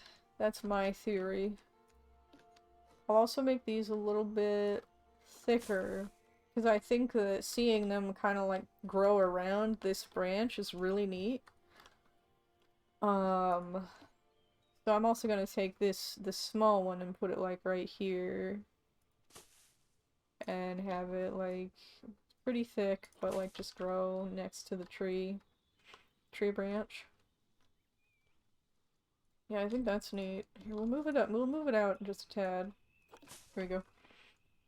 This is neat now. I mean, it's not like, you know, it's not a done habitat yet, but it's getting there. Also, what do you think of the navigable land area now? Is it still big enough? It's still big enough. That's fantastic. Okay, so we have not made it too small for them yet. We have not done that. That's really good. Okay. Now then, we got some of this stuff, which I don't think really fits in their habitat. Buffalo grass. We'll put more buffalo grass, like, right here. Just a little bit of thin stuff right there in the dirt area. Then, water lily, no. Foxglove. This little thing is really good for cover, I feel like. But again, I gotta think about it from the guest perspective, like, where is the this is kind of like the, because I want them to have, like, I want to have cover, like, right around this area, right? So that like, right here, we've got this little area covering, although now that I look, we should move this prickly pear cactus as well. Should move this, like, right here. Because we want there to be an open space, an open area for the armadillos to play in front of the guests, right? And then, like, here, that area is really clear. Like, it's kind of this area right here, and with a little bit of that. But over on this side, it's not quite as clear where the kind of playing and interacting area is. I guess like, over here. But yeah, so we want that area... We want this area covered with more foliage for them to hide behind. And not just more foliage, but also just like you know, any kind of obstacle that can make it easier for them to hide back here. Any kind of cover for them, basically. And... What, honey? My doggy's crying a little bit. Poor baby. I'm also gonna take... This is supposed to be, like, sandy desert-like area. So I don't want to put any, like, any more grass back there. This is kind of my first time working on, like, a desert-type enclosure. So I'm not always, like... easily able to figure out what's a good way to make it look interesting. Because I think, like, with deserts it's hard because you gotta use your negative space really wisely, right? And make it look empty, but make that emptiness meaningful, right? If that makes sense. You know, you gotta use the empty space, not just have it there in existence, you know? So, anyway, let's put this here. And I'm putting these here because, just to cover up, because there's a little bit of the curb that goes into the habitat, and I don't want that terribly visible. I want it easy to see. So, we're moving this, like, right here, I guess. Kinda area. Eh, no, it deserves to be where it was, actually. Now that I think about it. And we can put this, you can put, like, multiple, like, grasses overlapping on top of each other, and some of them at different heights and that kind of thing. That's always nice. I like it when, I like doing that. Like this kind I want it to be a little bit, like just this particular one that I'm using, I want it to be really low to the ground. But like this little clump right here, you can tell, well you can't, you might be able to tell, but it's actually 4 different objects, but it looks kind of like its own little bush, right? It looks kind of like its own little, organic little object. Singular bit of grass. But it's not. And that's the goal, is to make those kinds of cohesive looking, little bits of foliage, basically. And... Actually, yeah, put that back. And I'm gonna make this one, like, really... There we go, and we'll have the, we'll put this right here, actually. We'll do the same thing with it, where we're having it be rather thin. Actually, no, because this one, so, that particular model is really, has the foliage, like, really thickly placed. So I'll put this one, we'll keep it right there, roughly where it was before. But like these ones, this kind, and this kind, wait, those two are the same, but like this kind and this kind are really good for creating that illusion of like cover for a single, you know, like a single piece of cover, or like just like thin, you know, like not it doesn't look like a single bush, it looks like a bunch of little grasses, right? And that's what we're going for in a lot of these areas. Okay, I actually really like this one a bit taller, and growing up close to that tree trunk, or tree branch. I really like that. And this is going to need to be a bit thinner, I think, because it looks just kind of funky where it is right now. Or the way that it is right now. And it's going to be a little bit further in, maybe? I'm not sure. I'm not sure what to do with this corner at the moment. However, I'm starting to get real happy with how this area is looking. Piper, are you okay, dear? Be careful, girl. My doggy's making ouchie sounds. She's got a boo-boo. Also, I'm gonna make this just a tad, little tad thinner. And... yeah, I'm really happy with, like, this scene right here, and then... I might move some of this over here as well, just for a little bit extra cover in that area. Maybe like, here, maybe I'll put this over here-ish and, make it thin like the other one. Like, even thinner like the other one. Aw, man, this looks great at the moment. Or like, it's starting to come together, right? It's starting to come together. I'll put this here as well. And again, we don't want like we don't want this grass to be everywhere, because then it starts to look like the grass is just everywhere, and it's not like in a natural looking pattern, right? Right? But actually also let me look at, so we got the buffalo grass where we got currently we got this parched color, but there's also dry color buffalo grass, which I want to put in kind of the area in between the dirt and this, you know, like the grass and the sand and the dirt. I just want this extra color here. Extra little bit of color. So it doesn't look like we're going straight from, you know, deep green to, you know, really, really dry shit. We don't want to go straight from deep green to really, really dry shit. We don't want that. But we also don't need to be, like, too heavy-handed with it, I guess. We really don't. We don't need to be too heavy-handed with it. So, let me see if we can get a large one and put that, like, right here or here, maybe. Do it right here for now, just because I feel like this area looks a little bit too empty, almost. We'll put it up against the habitat slightly. See, now I feel like this stuff looks too thick. We'll put it up. I want to put it like right where this branch is and growing like around the branch. But yeah, a little bit thinner than before. Okay. And putting it like in together, like overlapping with the like deeper green stuff, also makes it look, again, less like you just slapped a little circle of grass in there, and more like it's growing naturally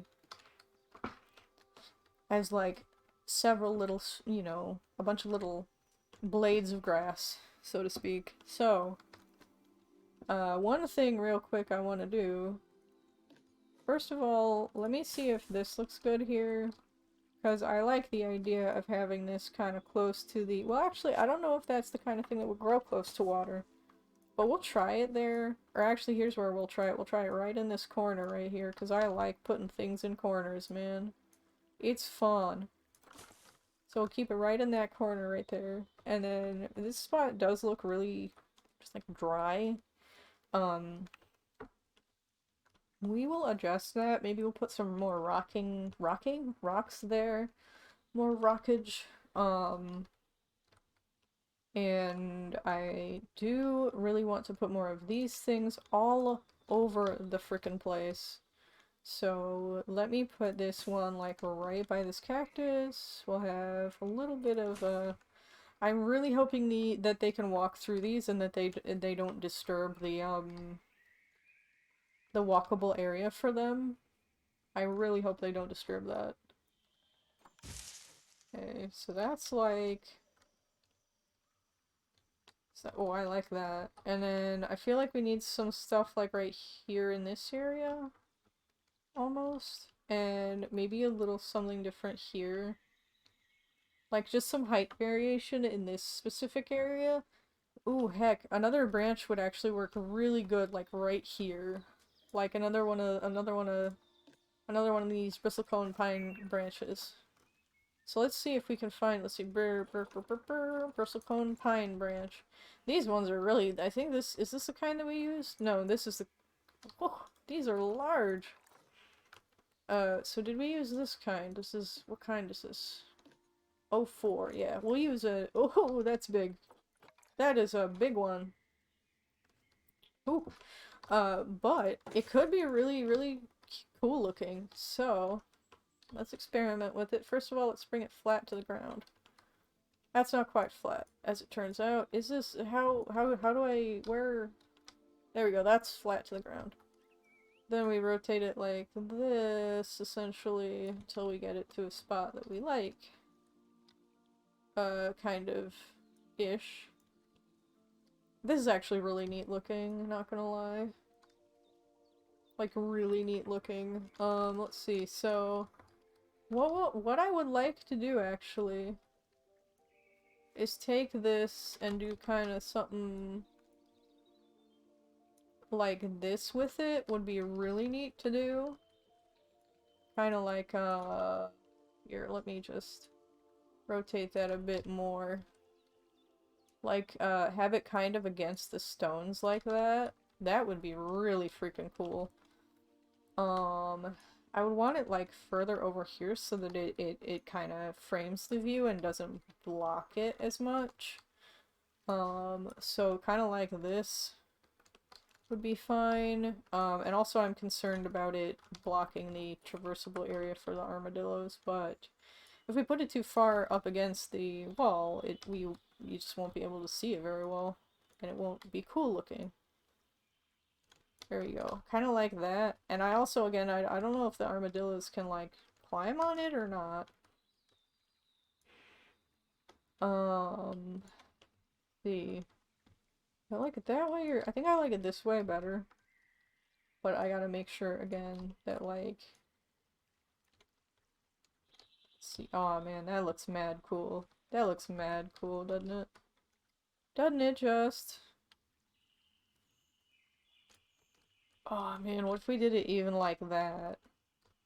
That looks so good. I like that. Okay, so we'll put it like right there and hope that the armadillos cannot use it to escape.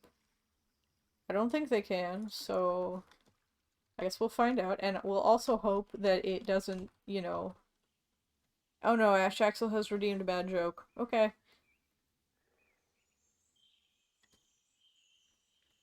Thank you for the bad joke redeemed, Ash Axel. You almost redeemed Rat Battle. Well, Ash Axel, I'm not sure I can deliver a bad joke today. Let me, transfer you over to the bad joke branch. There you go.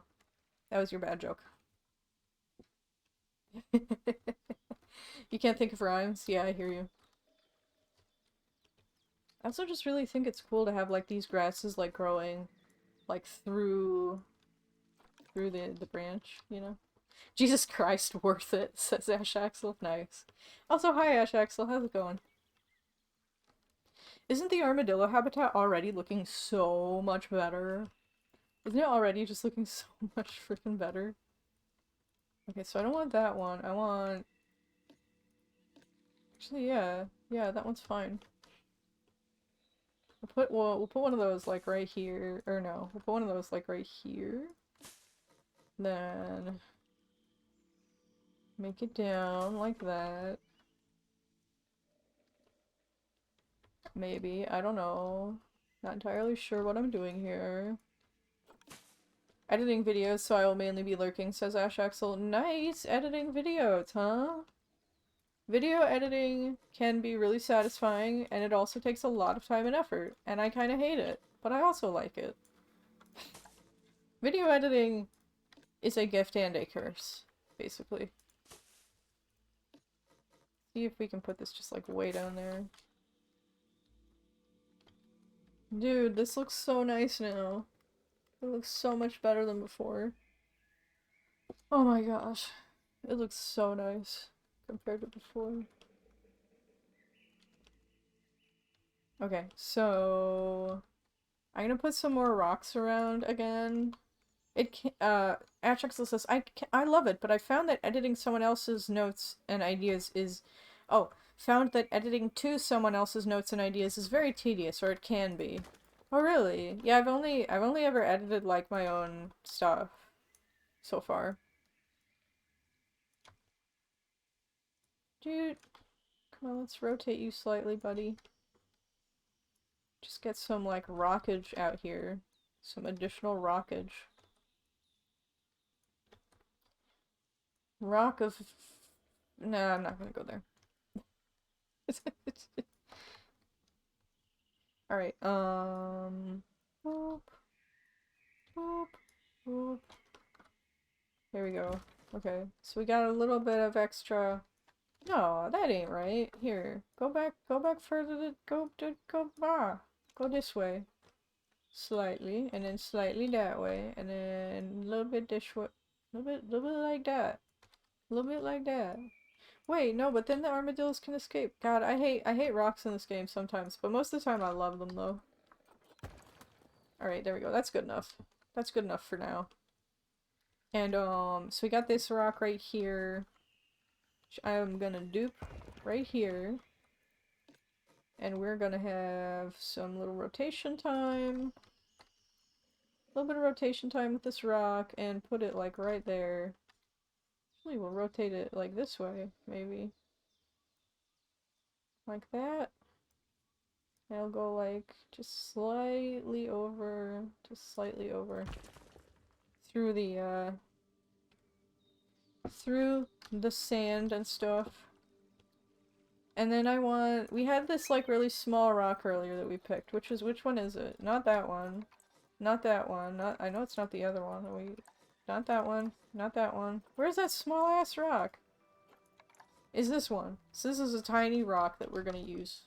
Just to add a bit of, rockiness. Right over here. Right there.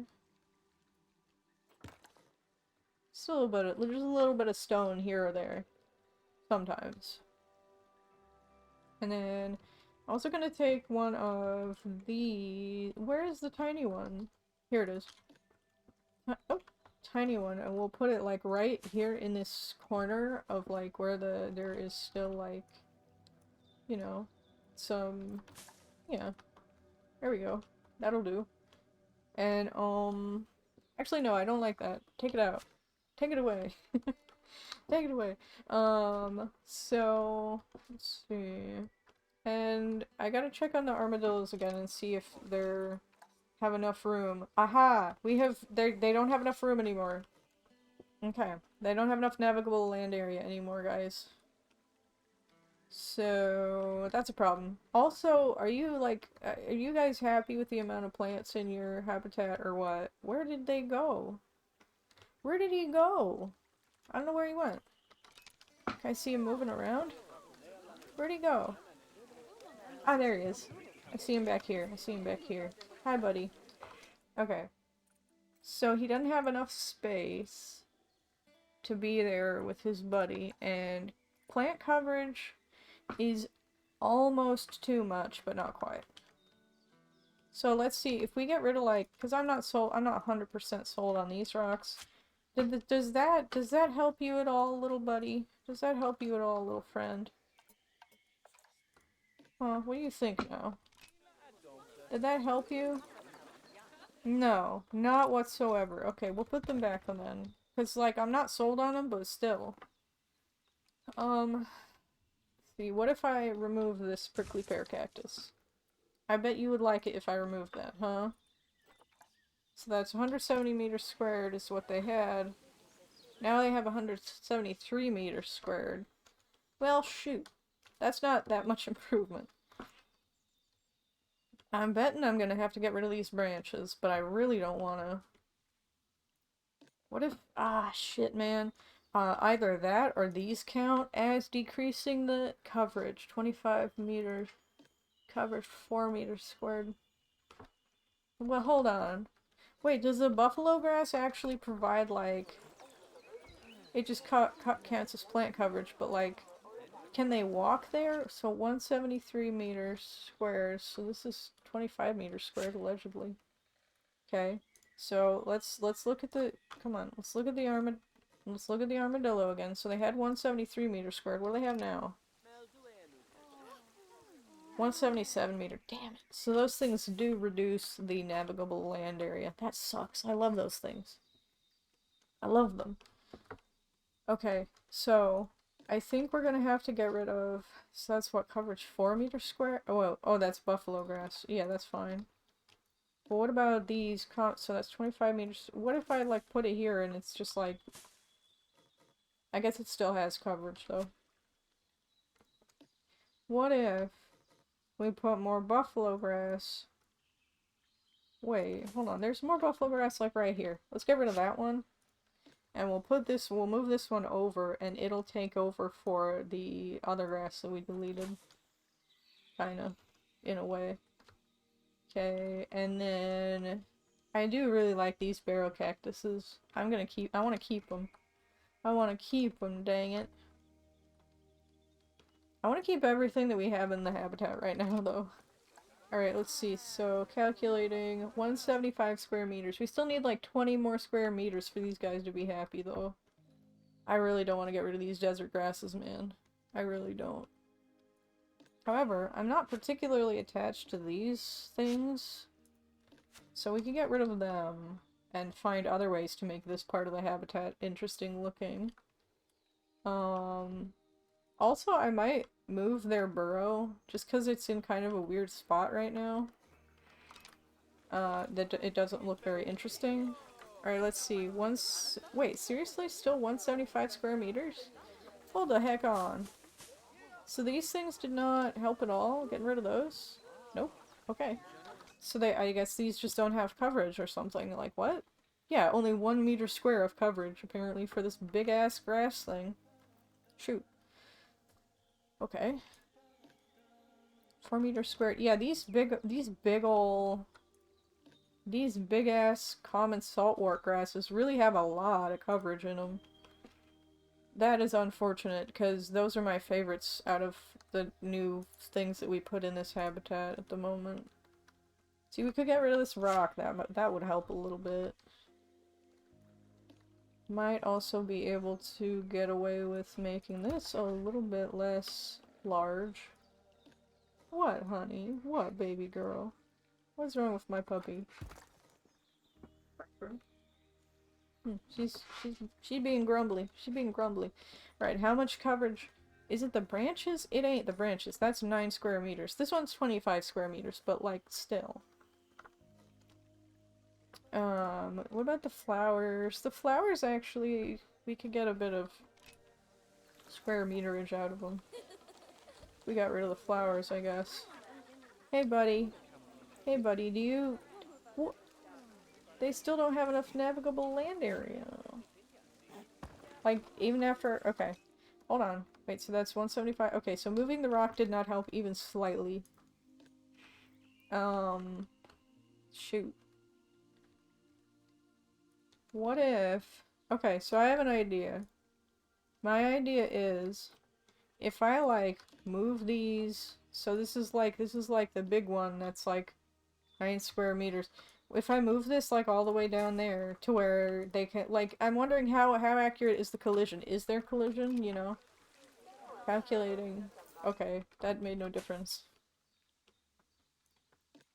What about the barrel cactus? If I just delete the barrel cactus, what happens? And I don't even know, like... Oh, okay. So I guess it might... Because if... So that's what? 180 square meters now? What if I get rid of the saltwort? Maybe it's not the saltwort at all. I don't know. Let's see, 180 square meter. 182. Okay, yeah. So they have an effect, but it's not very much. Not compared to, like, the cactuses and whatnot. Okay, okay. I can live with that. Oh, so it is going to be the branches that are causing all of the issues. Okay, that sucks. Let's see, if I can... Like... What if I have to bury this branch? That actually still looks pretty neat, not gonna lie. Like, it's not the same. It's not the same, but I could live with that. I think I need this guy, though. That guy's pretty cool. And what if we, like, we could even rotate it around to make it, like... Still... Well, no. Oh, that's pretty cool looking, too. No, I like that better. Alright, little guys. What do you think? What do you think of your amount of room now? 177 square meters. Did that even help at all? It did, actually. It did. Fudge, man. Okay. We might just have to expand this freaking habitat again. I don't know, man. Because I really like these branches, dang it. I really like those branches. I'll also... see about moving this stuff to give them a little bit of extra area in that spot. We could also... we can move the water slightly. Well, actually, here's what we could do. Because I think, So here's an idea. 1 second. Because we got the amount of water that we got, right? And so that's what? 176 square meters, right? But this is a theory. I'm not 100% sure on this, but I'm pretty sure. If we were to, just as an example, take this rock and move it like over the water, I think that would result in there being more navigable land area because the water counts as navigable land now. Yeah, see 184. 184, and then we, you know, we put it back. And now it goes down to 176. Yeah, see? So what I'm thinking is we can at least partially make some of this water walkable. You know? Like we could raise some of these rocks essentially and make this like less of a large watering hole basically. Yeah, I am working really hard to keep these branches in here because I like these branches a lot. Okay, so then we'll just copy and paste this right here essentially. Okay. So I'll just have more walkable area here that way. Okay, put this here. And we will obscure some walkable area, like, by, like, the collision in the rocks and stuff like that, making it so that there's some areas they can't step on. But I think we'll end up with a net gain of navigable land area, which is what we're going for. A net increase. Yes, a net increase in navigable land area. That's what we're going for here. Okay, so I'll rotate this just a tad. Just a tad. And rotate it this way maybe a little bit. A little tiny bit. There we go. So this is... so their watering hole should be a little bit smaller now. We can save space in other ways too, right guys? Where are you, little buddy? There you are. Okay. So, navigable land area was 176. Now it's 183. We only need 15 more square meters, and they will be happy as clams. Alright then. Which means we probably gotta get rid of at least one cactus. I'm not sure about getting rid of that one. I definitely don't want to get rid of this one, but I'm not sure about these two. One of these two can probably go.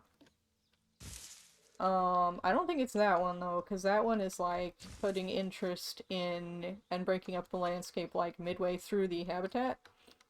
Pardon me. Pardon me. That being said, actually, so this branch we might be able to get rid of. As much as I like it, because... nah, fuck that, man. We're keeping that one. We're keeping that one too. We're keeping all of these branches, damn it. I am gonna see if maybe pushing this down a little bit help. Nope, I like it better up. I like it better further up, dang it. Okay, so we can probably get rid of this. No, we can't, never mind. What am I talking about? Oh, this is gonna be so hard, guys. I do not know what we're gonna get rid of now. We can push this back a tad again. To try and only cover up the zookeeper area. Without, you know, the zookeeper entrance without blocking space for the dillos. The dillos, we're calling them dillos now. Yes, we are. They are called dillos now, folks. Alright, so we'll put it like that, basically. And I don't like that it... Here, we'll rotate it a bit more so that maybe, because we don't want it to block the zookeeper from getting in, but we also don't want it to block the armadillos from moving, and we also don't want it to stick out the end like that. Okay, little dude. I don't know how we're gonna get 15 square meters out of this place, guys. 15 more, rather. Okay, we need 13 more now. Uh-huh. I want this whole habitat. I finally decorated this thing in a way that I'm pleased with. I need this whole area. I need it. I need the whole thing, guys. Here, slightly move this rock. That's not gonna do anything. See if I can make this... Let's see if we can get away with a smaller prickly... Wait, coverage 1 meter, 1 square meter. Are you real? So that's not gonna... It's not gonna help, huh? Shoot. We could probably get away with a smaller barrel cactus. Let's do a smaller barrel cactus. I do want a barrel cactus, though. So... These. This one... That's the one we had, I think. This is a different one that I think I'm actually gonna like a lot. Let's see, how much coverage does this mother hecker have? 1 square meter, so that's better. That's much better. Let's also see, so this is 9 square meters. This is the one that has like 25 square meters, right? If we push this slightly further out of the exhibit, will it still get a similar effect? Actually, so I don't like that. But I kind of wonder how much we can change up the shape to give them... First of all, let me delete this thing, and we're gonna see if that helps enough, or if I am just, like, needing to do other stuff. Yeah, that doesn't help quite enough, so it's like 192... So getting rid of that does give us 5 square meters, but it's not gonna fix the whole problem. Shoot. We could also take this rock, actually, and move it a little tad. A tad little bit of rock movement over on this side and just give them more room, essentially, to walk around in back here. Because, like, yeah. Like, there we go. There's, like, a whole ass square meter right there, right? This is, like, that's gotta be a square meter, right? It's gotta be one. At least one. Okay. Let's look. 187. 190. We only need 8 more, guys. 8 more square meters, and then our armadillos will be happy. Okay? 8 more square meters. We could also just get rid of an armadillo, but I don't want to do that. That's dumb. And I don't like it. It's dumb, and I don't want to do it. Eppo says, "Oh wow, enclosure is looking lovely." Thank you, Eppo. The unfortunate thing is our armadillos are unhappy because it is too small, which means that we have had to do some rearranging of things that I really don't want to rearrange. And mainly, we're trying to get them more navigable land area, which means, let's see, how much do they have? 190? I'm trying to figure out what items we can get rid of that I don't care about that much, that will give them more area to move around in. Because we already expanded the armadillo habitat, right? Ah, shoot. Yes, I agree, Eppo. Aw, shoot, indeed. Because I was like really happy with this habitat, and now it's just like, nah, it ain't big enough, fam. So I'm trying to figure out ways to give them a little bit of extra space without compromising on the sexy good looks of this habitat that we've made. So, let's see. Let me rotate this tad over this way. There we go. Honestly, you should just be allowed to let them free roam. They'll behave. Actually, so, Eppo, I don't know if you've played this game before. There are certain animals who you can allow to roam with guests. Well, basically so, you're not really supposed to have just, like, animals just, like, loose in the zoo, but you're allowed to make enclosures that guests can enter in a sort of, like, petting zoo manner. That's a thing? Cool. Yes, it is indeed a thing. Yes. So, actually, I want to do that with my next habitat. I want to do an animal type that is social with guests, that guests can, enter their habitat. Because, there are some animals that guests can enter the habitat, but they're shy, so they won't come and socialize with the guests. And then there are others that are, you know, actually social and friendly with humans and not scared of them. And those ones, yep, you can literally just have guests come in. And I've never done this, but you can just have guests come in and, like, you know, play with the animals, essentially. And again, I've never done it, so I don't really know how it works.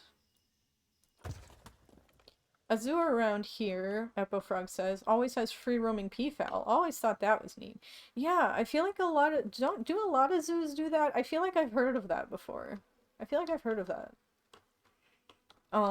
So let's see. Let me move these down just we're basically at the moment I'm just trying to squeeze out as many square meters as possible without getting rid of the decorations that I think are really necessary. Like, I love this barrel cactus. We already downsized it slightly from a bigger one. I like this prickly pear cactus, but it says its coverage is only 1 square meter anyway, so, like, I don't think we'll benefit much from getting rid of it. The ones that would really help are getting rid of these branches, but they're so attractive looking that I don't care. I don't want to get rid of them. Apparently these tick seed flowers, well, the medium-sized ones, apparently, and the buffalo grass, I don't think I think it says that they have, like, their count as plant coverage, but I don't think if we get rid of the flowers and the grass, I don't think it will increase the navigable land area, because I'm pretty sure they can just walk on the grass. Like, what do you guys think? 194? 185? Well, what was that from the grasses? Was it from the grasses, guys? Come on, calculate your navigable land area.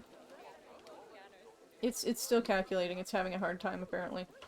Hey, buddy. Buddy, where did you go? Where did it go? Where did they... Ah, here he is. So what's your land area now? 195. Yeah, see, it did nothing. But like if we get rid of, like, just a shitload of flowers, I don't think it'll do anything. See, I'm still, like, not entirely convinced that it won't do anything, but I want it to not do anything. Yeah, I don't think the game's even calculating that. See, okay, so we'll put the rock back. Anyway, really crunch on those numbers. Exactly! I just really need some of these decorations. Like I said, the prickly pear cactus takes no room. Barrel cactus takes no room. The branches take a lot of room. What does the termite mound take? It's not telling me, but I reckon it takes a lot of space too. But like these things, these saltworts, allegedly take up a lot of, like, look at this thing. It takes up 25 square meters apparently, but I ain't getting rid of it because I like it. Like, if I got rid of that one. And it says coverage, not like, you know, unnavigable land area. But like if we calculate, yeah, see, if we get rid of the saltworts, that gives them a lot more area to play around, but I love them. I can't get rid of them. I can get rid of some of them, maybe. Like, here we've got several. Like, that one's 9 square meters. This one's 9 square meters. We can get rid of... See, but now that spot looks so empty. We can get rid of that one. We get, like... I don't think getting rid of the buffalo grass is gonna do anything. We could maybe get rid of this 9 square meter one. Actually, yeah, that doesn't look terrible. Okay, that's not terrible, but I don't think it's actually going to improve the amount of area that they can move around in, because it's just like this corner right here. So I'll move that a tad. Maybe rotate it even? Maybe? Okay, there we go. And then this little thing. See this little tiny touch that I have added to the ground right here. 9 square meters apparently. Jeezums. Okay. So you guys better be happy now that I got rid of some of those saltworts. Oh my god, they're happy. Thank god. But it was such a nice touch, and now it looks so empty. Well, anyway, they're happy. This habitat looks, honestly... What if I put it back, though? Will they be... Yeah, they'll just be unhappy. Fudge! I just wanted one more. Well, this kind only takes up a lot less space, so maybe I'll just use the smaller ones instead. Because, like, the big ones take up so much space compared to the little ones, I think. That's at least what it says about coverage, so... Damn it. We can't get away with it. We cannot get away with it. Okay, fine. Okay, the armadillos are happy now. And they have little areas to run away and hide when they're stressed. Like here. Look at it, it just did a happy jump. It just did a happy jump. Are you still stressed, little buddy? Why is the stress still going up? Because these too many guests are looking at him, but you can hide, right? See, I don't know how that works. Uh-oh, he's like mad stressed, dude. Why are you so stressed out? Is it just because you're like, animal is distressed now? Uh-oh. Yeah, hide. See, I don't know if there's a way to see what areas in the habitat are safe for, like, the animal. Like, let's see, traversable area, shelter. Okay, so it's just, yeah, that's the shelter. But, like, can I see, like, current animal visibility. Wait. So, yeah, but that's, like, outside of, I want to see, like, which parts of the habitat are the animal visible, is the animal visible from? Because I know, like, let's see, oh wait, it can just show me traversable area in the habitat? Oh no, it shows me if it has enough. Okay, fine. But like, guest needs, no. Habitat. Cause I know like, yeah, see ya, Eppo, have a good dinner, have a good dinner. But like, I know like, you can provide your animals, like, areas that the guests can't see. Oh my god, are they playing? Are they playing or fighting? Oh, it looks like they're fighting. Don't fight. Don't fight. Don't do it. Rude. Don't fight with your sister. Very rude and naughty. Are you...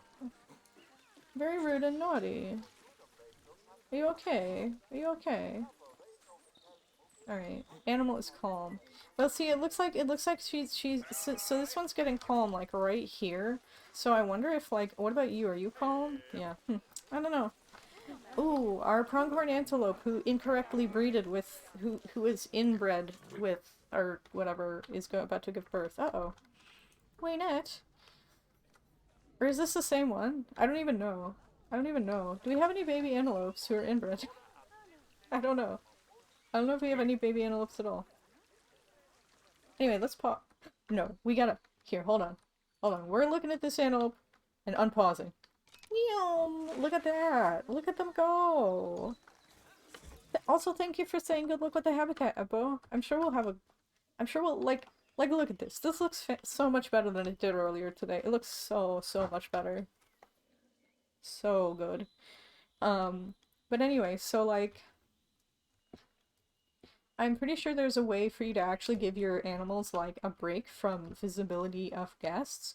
Because I guess it's like, if the animal can see the guests, they get, like, can see too many guests, they get stressed. And that's why you sometimes want one-way glass, for your guests to be able to see the animals, but the animals not to be able to see the guests. I mean, that's what I think that's for, based on what I've read online. But, yeah, so... Oh my god, the armadillo habitat. I think I'm finally happy with it. Like, for real, though. Like, the antelope habitat, I'm still kind of meh on. Like, I'm not sure about it yet. I'm not like 100% on the antelope habitat yet. But, the armadillo habitat, that is some good shit right there. That is some good freaking armadillo habitat. Look at him drink. Look at him get a drink from the water. Just like water pooling around the rocks. Because the rocks are covering up the water, but you know. From a... Ooh, ooh. Are you gonna walk around on the rocks? Are you gonna walk around? Gonna walk around? What a cute little dude. Well, she's a girl, actually. What a cute little girl. What a cute little lass. A cute little lady. Little lady, little lass. Look at him just chilling. Look at him just chilling. Hi, buddy. Hi, girly. Look at how cute you are. Aren't you just the cutest? Well, anyhow. Yes. Armadillo habitat. Very satisfied with this. Antelope habitat. Satisfied enough with it, right? I'm satisfied enough with the antelope habitat. The rest of the zoo, actual garbage. However, first, before we do anything else, let's check out our research buildings because, ta-da! We researched 29 items. Wait, really? Just 29 items? Across the Africa theme. But anyway, so let's go next. Since we're... So I'm not sure which animal we're gonna go for next, actually. Why don't we study the... Did we already study the East Asia theme? Really? Let's study the Europe theme next. And then we'll study other themes. But basically what's going on here is, like, we study different themes because it's franchise mode, so you have to research things. We finished researching botulism. Yay. But then, like, once you finish researching a theme, you get, like, all the decoration items from it. So a lot of decoration items in the game are actually still locked to us, so we can't decorate as fancy as we normally would be able to.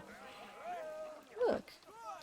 Look at these nice, cute little antelopes. How sweet. Anyway, let's see. So, there's oh no, our yellow anaconda has died. Of old age. I hope of old age and not, like, you know, something else that's bad. You know, like sickness or whatever. Oh wait, really? Both of our snakes are dead. Oh, okay. Well, that might explain the increased traffic to our other our other exhibit things. So, let's see, exhibit trading. Or other habitats, rather. So, let's go for snake. Eastern brown snake. We will buy one with... Wait, you can breed these? They have a fertility stat?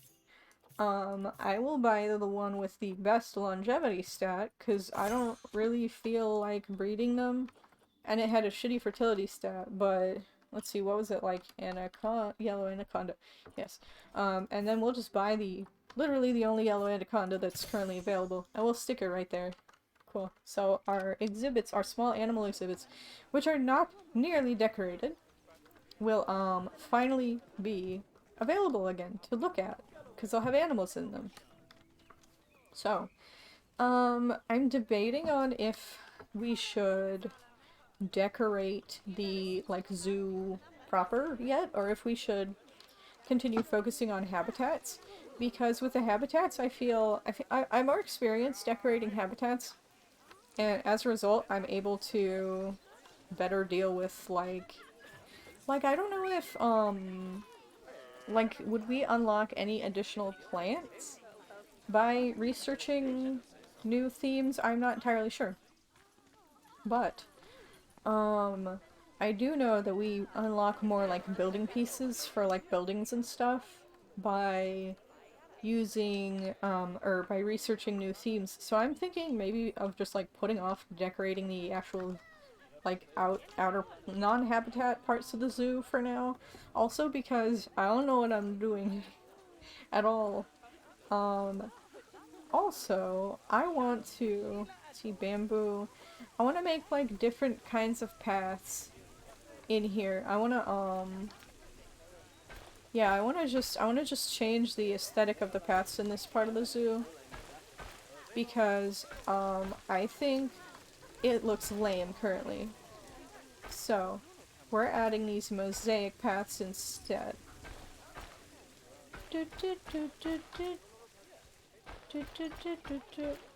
Oh, this is the antelope that was inbred. Okay, okay. Or the antelope that had inbred babies. Okay, so we have at least 2 antelope babies. Hello, buddy. What are your genes like? Actually, really fantastic? Interesting. What about you? Whew! 1% fertility. Alright. Actually, that's not a bad thing, because that means he can't mate with our females. We don't have to give him contraceptives. He's also beautiful. Beautiful. So we'll wait for him to grow up. And then we'll probably... Actually, we could go ahead and sell his dad, probably. Because, first of all, these animals no longer have enough hard shelter. Because there's just too many of them for the amount of shelter that we have, which the shelter is right over here. Yep, there's enough spaces for 4 antelopes. 3 adults and 1 juvenile, basically. And we currently have 1, 2, 3, 4 adults, and at least 3 juveniles. So, yeah, they don't have enough shelter. They don't. Let's see, 7.9 years old. This one's a bit older. Yeah, let's just look through our antelopes real quick. So, let's see. Logan is an older male. I'm thinking we'll go ahead and send him to the trade center to sell him, or release him to the wild, or whatever. Let's see. Let's see, Logan's going to the trade center. Let's see, juvenile, female, male. Okay, let's So we got a bunch of babies. Let's see, Waynette, I think, is young, slightly younger, and yeah, she's slightly younger. What is your longevity stat like, honey? Decent. She has decent stats, so we'll keep her. Then let's see. What about Vlora? What are you like? Vlora has better stats, but we're not breeding right now. And she's older. So I think I'll send her to the trade center. Just cause like eventually we are going to have to deal with, you know, dead animal corpses, and I'd rather just get rid of them. Well, that sounds terrible. But I'd rather just, you know, get rid of them so that our current animals can just have enough shelter. So, let's see, animal trading. Let's see, who all have we got in storage? Jeanette. We have some from earlier, from last time that we didn't sell yet, apparently. Let's see, so release to wild. Yeah, let's just release to wild. Yay! Okay, and let's see, animal trading. Ah, there's some albinos in there. Alright, we'll release Embry to the wild as well.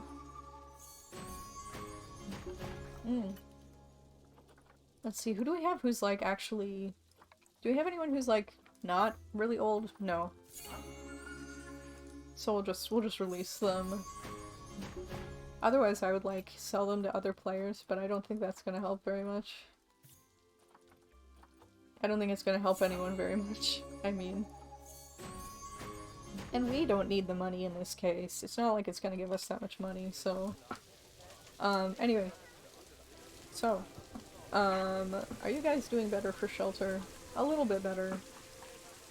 A little bit better. Still not quite enough though, so... And I don't think we can trade the babies. We have 3 babies, so... Let's see, who are we gonna... We have to get rid of... Oh wow, we really do have 3 babies. That is wild. So we'll have to get rid of either Waynette or Nella. Let's see, Waynette, adult, 6 years old, with kind of meh genetics. Didn't I just say earlier today that she was decent? Oh well. Let's see, Nella, how are you? Great genetics and much longer lifespan left to go. So we'll get rid of Waynette. Was it Waynette? Yes, Waynette. You are going to the trade center as well. Just so that your buddies, the rest of your family, can have proper shelter to live in. Alright. Waynette, go to the wild. For conservation reasons. Okie dokie. I also want to know how else are our antelopes doing just in general.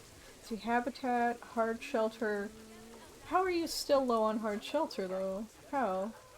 Hard shelter, enough shelter, yeah, enough shelter is available to cover all animals, but they're still not happy with it? Or wait, hold on a second. Traversable area, wait, really? Traversable, wait, what? Oh, because I have it selected, I guess. Wait, what? Staff traversable area. Traversable area. Okay, there we go. Let's see. Shelter. So who in this habitat does not have shelter? No one. No one doesn't have shelter. Huh. I wonder why they're, like, slightly complaining about shelter then. I wonder why. What? Oh. I was like, who just jumped? And did they jump up the tree and, like... So this is... I'm wondering if, like, some of them need, like, do the babies need small bedding, or... I don't know. Anyway. Let's move on from the antelopes, and think about what are we going to, build for our next exhibit, guys? 'Cause, like, this is gonna be kind of our, like, grasslands and desert area. However, we still have, like, the whole entire rest of the zoo to build, right? So I'm thinking we should start planning our next biome-themed area, right? At least I want to. I think I want to have different biome-themed areas in this zoo. So this will be the grassland desert area, right? And also, the entire zoo, as you can see, is perfectly flat, and I want to try my hand at changing the elevation in this new area. So, Let's take a look at some different animals in the Zoopedia, and we'll figure out what kind of biome we'd like to work in. Platypus, we have a platypus. I didn't know I had a platypus unlocked. That's fantastic. So, let's see, out of the biomes, we got tundra and taiga, temperate, desert, tropical, aquatic. What if, like, because what if do we want to do something that's, like, kind of adjacent to desert grasslands? Like, you know, do we want to go, like, from, desert grasslands to all the way over, like, gradually? Like, do we want to have the next area kind of close to this well, no, because I wanted to spread out in the other area of the zoo. But then if we make the zoo too, like, big, then the guests will complain about having to walk too far. Huh. Well, maybe, okay, so maybe we'll make it like this area, and we'll make it just, like, biomically adjacent. So anyway, so the one biome that I have really liked working in so far is temperate tropical. So, let's just look at some temperate animals so far for starters. Actually, we can have multiple, can't we? We can have multiple. Okay, so temperate.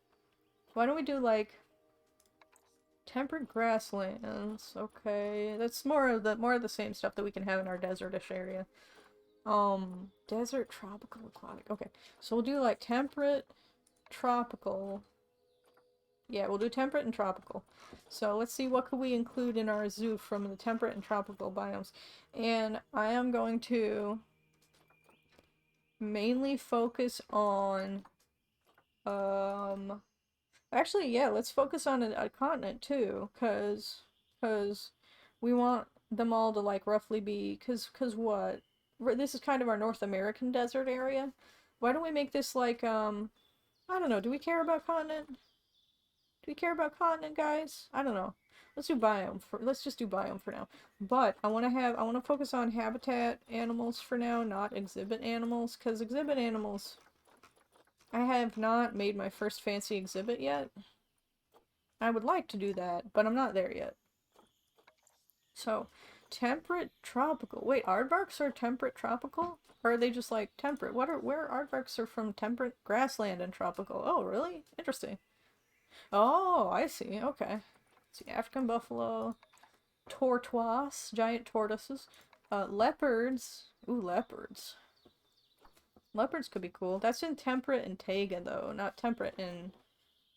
We're gonna go with, like, kind of tropical first for the next area, I think. Let's see, Asian small clawed otter is in grasslands, tropical, and aquatic. So this would actually be perfect. Otters would be perfect for a next exhibit. And it would allow us to experiment with water too.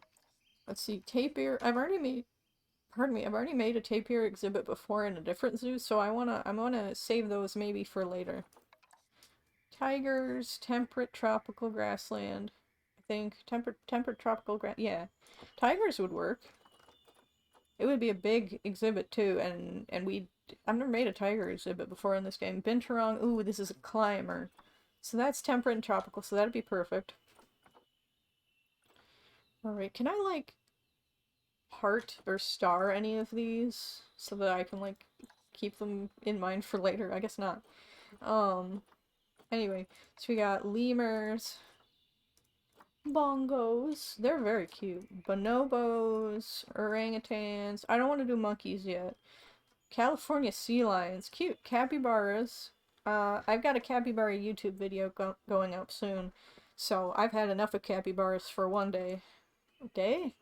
Month. Year. Well, we're not gonna do capybaras is what I'm saying. Caracals live in temperate grassland and desert, so they would be perfect too. Pangolins, tropical and temperate. Oh, pangolins are so cute. We should do pangolins at some point, but maybe not for our next one. Clouded leopards, temperate, tropical, or was that? Yeah. Capuchins, warthogs, wombats, so cute. Let's see, cougars, caimans. I already made a caiman exhibit as well in another zoo. Dole. I've never, like, finished a dole habitat, but they require a lot of land. So I'm not quite sold on them for a habitat yet. Oh yeah, we were gonna do a walkthrough exhibit too, weren't we? See, emus, lynxes, badgers. Badgers are cute. Badgers are cute. Let's see, European fallow deer. Now the fallow deer, I know you can have a walkthrough exhibit with them. Maury says, "What's up, bear?" Not much. We're just chilling and playing more Planet Zoo. I'll show you the armadillo habitat. We made some changes to it. And the armadillos are finally happy with it as well. So here it is. Lighting's pretty poor right now. Hopefully, let's see, what is it?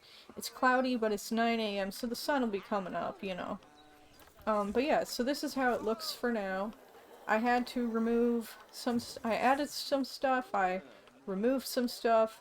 Maury says, kind of a long stream for you, glad to see it. It is actually. So I'm actually typically a marathon streamer, but because of how poor I've been feeling lately, I've been struggling to do 2 hours most days. But yeah. It's always good to have these longer streams because it really does feel like, oh wow, I'm having a good day today. You know what I mean? So anyway, what are you doing, buddy? What are you doing? What's this guy doing? Anyway, so yeah, so this is the armadillo habitat as of now. I wish the sun would come out. Come on, let's get the sun out here. It's slowly coming out. It's still cloudy. And the antelopes are doing antelope things, obviously. But yeah, so that's the armadillo habitat. But what we're doing now looks a lot better, says Maury. Yeah, I know, right? It looks so much better. We got some branches in there. I really like this one right here. I love this. I love this. It looked a bit better before, but unfortunately I had to, first of all, let me move this a little bit down because it's floating.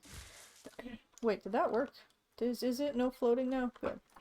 But like, unfortunately, I did have to remove some of the stuff that I added that I really liked, that added a lot to it, because we ran out of room again, and the armadillos were complaining about not having any room to roam around. This area is still a little bit kind of drab looking. I am planning. We'll go back over this area. Maybe we'll expand again, give them a little bit more room, and yeah. But anyway. I'm happy with it for now. So what we were doing, was we were looking to figure out what animal we want to make a habitat for next. Supercock says, add waterfall and rocks. We could. We could. Hey, Supercock, you've seen me make well, I don't know if you've seen me make a waterfall, but I have made a waterfall before, and it looked really nice. Actually, I could show it. Shoot, guys. Supercock, have I shown you my waterfall that I made for the Cayman?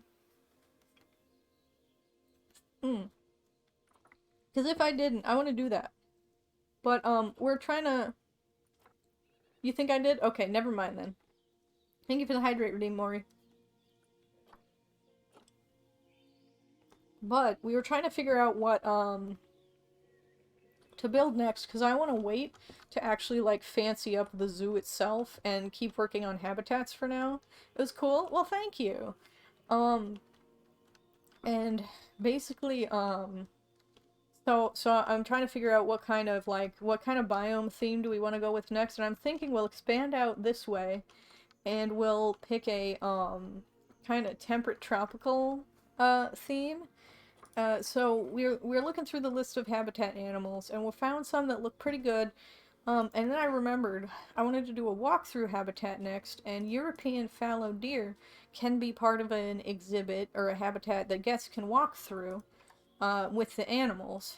And let's see, what is relationship with humans neutral? Can guests enter habitat? Yes. Make a lava fall.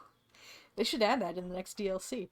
But yeah, so guests could enter the habitat and the deers wouldn't be like too shy from them and that kind of thing.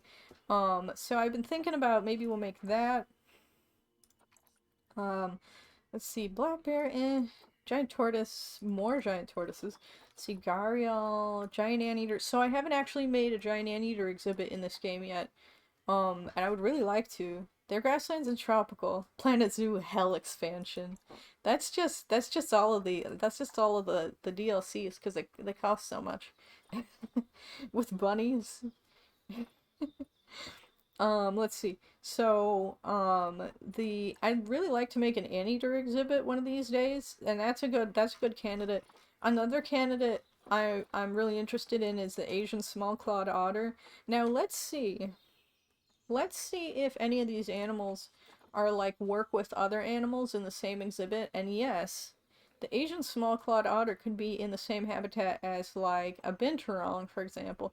Because I've also never made a habitat that had more than one species in it before. Um, so anyway, let's see, where were we again? Oh yeah, giant anteater can share its habitat with the tapir, the capybara. Oh, maned wolf. Wait, do we have maned wolves? Cool. And they don't predate on the anteaters or nothing like that?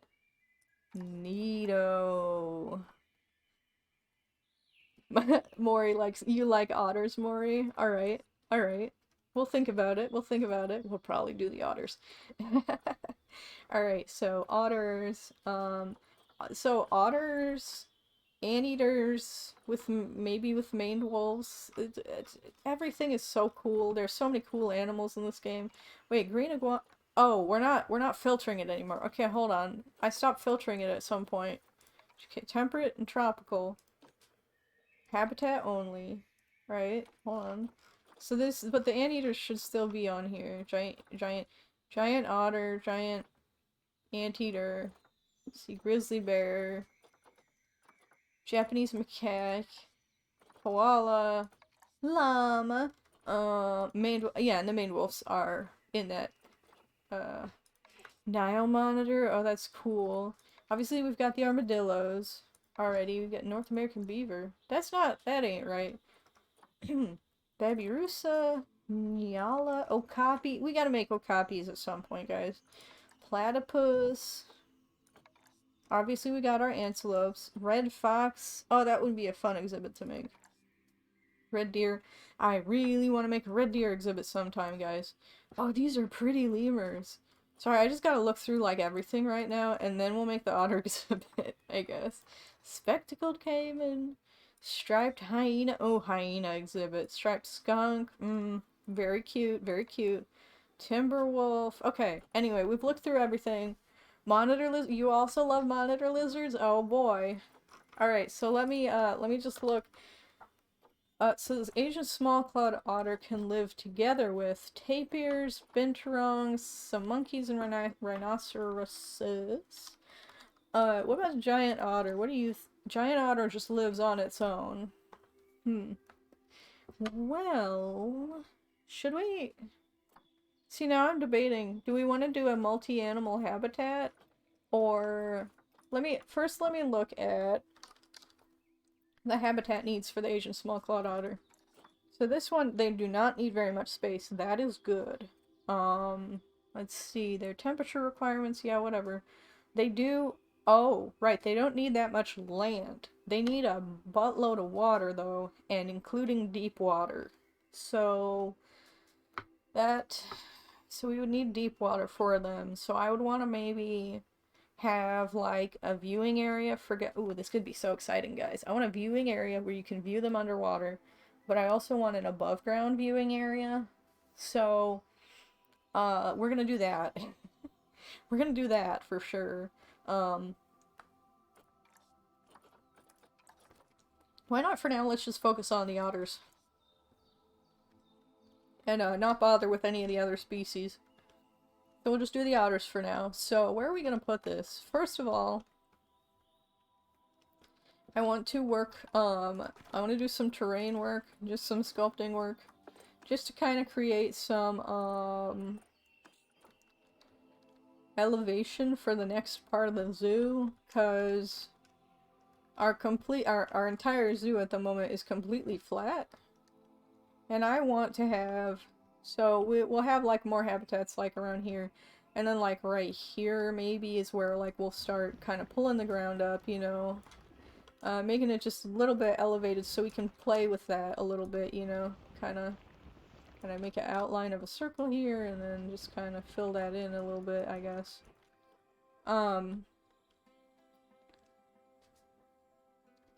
Oh, you finally found your inhaler? Oh, interesting. let's see, so we'll have like this, and then we'll have like, maybe, I'm not sure like how like soon do I want to pull up this area, this area of elevation. And then, let's see, how are we gonna do this otter exhibit? So I think I want the otter exhibit to have maybe like, actually here. So we'll pull up another area like right here. Because the otter exhibit I'm planning, like I said, I want there to be an underwater viewing area and an above ground viewing area. So we're gonna have essentially, so we'll have like, should we have just the viewing area be like right here? I'm thinking to myself just a tad. This is chisel. How does any of the terrain modification work in this game? I don't even know. Let's see, smooth, flatten to surface. Let's try that. Let's try flatten this a little bit, just so that, you know, can kind of get like some flat areas to kind of grow. Do not do this. To kind of like build with, I guess. This is not how I intended this to be though. I don't know how to use this tool. Here, come on. Slightly, just slightly, just there you go. Just there you go, there you go. Just there you go. So is this whole space gonna be for the mixed habitat? I'm not sure if I'm gonna make a mixed habitat yet, or if I want to just make it for otters, or what. Oh wait, so chisel is just to make it flat, maybe? No, it's just like, okay, I see. I don't see. Let's see if we can smooth like this whole area, if that will help. Smoothen it up, please. Smoothen it up. That's not really a term, is it? Smoothen it up. But, it's a term that I am using. Oh, flatten the foundation. Okay, so that's a bit more helpful, apparently. Flatten the foundation. A bit more helpful. A little bit more helpful. There we go. See, this is the kind of tool I'm looking for. This is the kind of tool I'm looking for. Obviously, it looks all rough and weird now. But it's kind of supposed to be that way at the moment. Okay, so we got a bunch of weird-ass elevation shit going on right now. Anyway, to answer your question, Maury, is this whole space gonna be for the new habitat? Probably not. Some of this space is gonna be for it, some of it is just, I'm terraforming it ahead of time because I want to have kind of, a space, like, pre-terraformed, ahead of creating the, habitats, or, like, ahead of, like, building in this area, essentially. Because, the elevation in this game, essentially, you want some spots to be flat so you can easily build buildings on them, but obviously you do want, like, differently, you know, heightened, I don't know how to talk about it, different terrain at different heights. So I think I'm actually pretty good with this. I will smooth this all just a tad more. But yeah.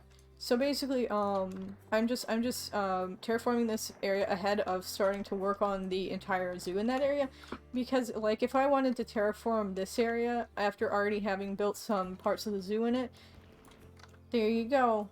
It's really hard to terraform the whole area cohesively, because you can't terraform on top of, spots that you've already built on in some ways. So, anyhow, let's see, how are we gonna get our staff over here? I think, so I'm just, like, planning out this habitat, right? The first thing that I want to plan for there to be this both this above ground and below ground viewing area. So basically we'll have like right, maybe above, like right here, we'll have a regular, above ground viewing area. And then, like, we'll have, like, a steep terrain drop-off here with, like, some water or something. And, basically some deep water that they're gonna dive into. And you'll go, like, maybe from here you'll go here. And then, there will be a building, essentially. A covered building. And inside the building, there will be windows, like glass windows, where you can see inside the underwater area that the otters are swimming in. So that's my plan. So I guess let's go ahead and actually there's still some terrain work I need to do. So because first of all, like if I want to let's see, flatten to, is that, yeah, that's what we were using before, and that's a good, it's yes, that's what we want. But anyway, if we want to like have a space that will hold that amount of water, well actually, because we'll be using glass walls anyway. But like, yeah, okay, we'll just make all of this flat basically. That's what we'll do. And then okay. So we'll go ahead and start pathing over there. And we're gonna use grid-based paths for now. Actually I don't want to go through this food area. We're gonna have the food area come around to this area, but we're gonna have how am I gonna do this? Maybe actually yeah. Yeah, we'll just have like right here we'll have a path come this way. And we'll have it change over to like a some kind of like tree bark path or something. It's kind of path we're using now. So we got tree bark right here, and that'll like, you know, maybe we'll have another habitat right here or something, and we can always change the type of path later. I did that earlier today. So anyway, so we got this path. We can't change the width of the path while we got the grid selected. But I do definitely want to have a bigger area for guests to view the otters in. So, let me just, we're just kind of like blocking things out at the moment, essentially, like blocking out shapes and junk. So here we got some paths right here, and this will be the underwater, theoretically, the underwater viewing area for the otters. Or wait, will it? So I don't want people to have to pass through. Here's what we're gonna do. So this is there, and we'll have this go like, no, don't, stop. There we go. We'll have the path like, here, let me get rid of like this. And essentially, we'll have the path go like right here. We'll have it turn one way if you want to go into the otter building, and then we'll have it turn the other way if you want to go see a different thing. Or maybe we'll actually have it turn, like, somewhere else. Anyway, so the otter viewing area is gonna be, this will be the underground viewing area, right? Let's go ahead and start just, like, building the outline of the habitat, kind of. And we're not really building the habitat yet. I'm just visualizing how it's gonna be built, essentially. So we're gonna need glass walls. Where have we got glass? Where is the glass? Glass, here we are. And can I see angle? How do I, can I not make this like align with the I can't make it align with the whatchamacallit, the grid. But basically what we're gonna do is we're gonna have very tall glass like right here. We're gonna have some very tall glass walls here. Like you know, like neum. And then to view these, you know, glass walls, you'll be like in this building. And then the building, you know, will have like roof on it and that kind of junk. But then over here will be the otters. And they'll, yeah, okay. I think you guys get the idea. But like, you know what I mean? You know what I mean? Okay, so, let me think. Do I want, I guess, yeah, okay, so I guess I am gonna actually make this a bit of a bigger path. So we'll have this entrance, and then we'll have, this will be the actual, like, viewing area will be, like, 4 wide or 5 wide or something like that. We'll do it, like, 4 wide. And then you go back through the other side of the building. But, we're gonna actually have to start, like, building the building. so that we can get an idea of like where to put the glass and that kind of thing. Also, I don't even know if this water is going to be deep enough. So, let me look real quick at barriers. And basically I'm just gonna put a glass barrier here again. And we're gonna see, okay, like from here to that glass barrier, how, you know, like, because they need like what?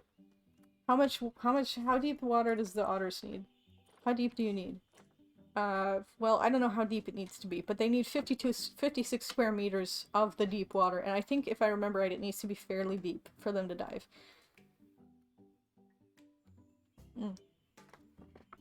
Which also means we're going to need not just a glass wall here, but we're also going to need, land here. Like, you know, because we don't want the glass barrier. We don't want the glass to go like this to block the water, because then you'll just see glass walls there. Well, then again, we can just put rocks there, I guess. We can just put rocks there instead of ground. But yeah, so we could just do that, actually. But yeah, let me just experiment real quick with, like, what kind of, like, water level we can achieve here. You know, just experimentation. So, terrain, we'll put some water in there. Okay, so this is the most water we can put in here at the moment, which is a lot for the guests to view the otters through. But is it enough for deep water? And the way I'm gonna figure that out, actually, is do we have any deep water enrichment items unlocked? Yes, we do. We have the underwater plant feeder. We can look at this, and it says no suitable species. But if we put it like right up here, will it tell us still no suitable species? Well, shoot. I'm trying to figure out how deep the water needs to be. Let me just actually Google it real quick. Let's see, that is the deep water requirement. Let's see. You need to make sure the... Okay, yeah, but how deep is it? They only need 4 meters of depth, apparently. Okay, 4 meters of depth for it to be deep. So how deep is this barrier? This is 5.2 meters barrier. So if I look, and I put the water here, that's probably not nearly... Let's see, what is it? It actually tells me the average water depth is 2. Can it tell me, like, the like, actual, like, maximum water depth, though? Well, anyway. We clearly need to do a little bit of extra terraforming work here. So, what I'm going to do is I'm actually going to take a break because I gotta go take my meds, and then we might come back and do more playing at the zoo, depending on how I'm feeling. So, I'm gonna go ahead and save the zoo, keep it paused, and I'll be right back. This might be a longer BRB, like 10 minutes-ish. So, I'll see you guys soon, okay?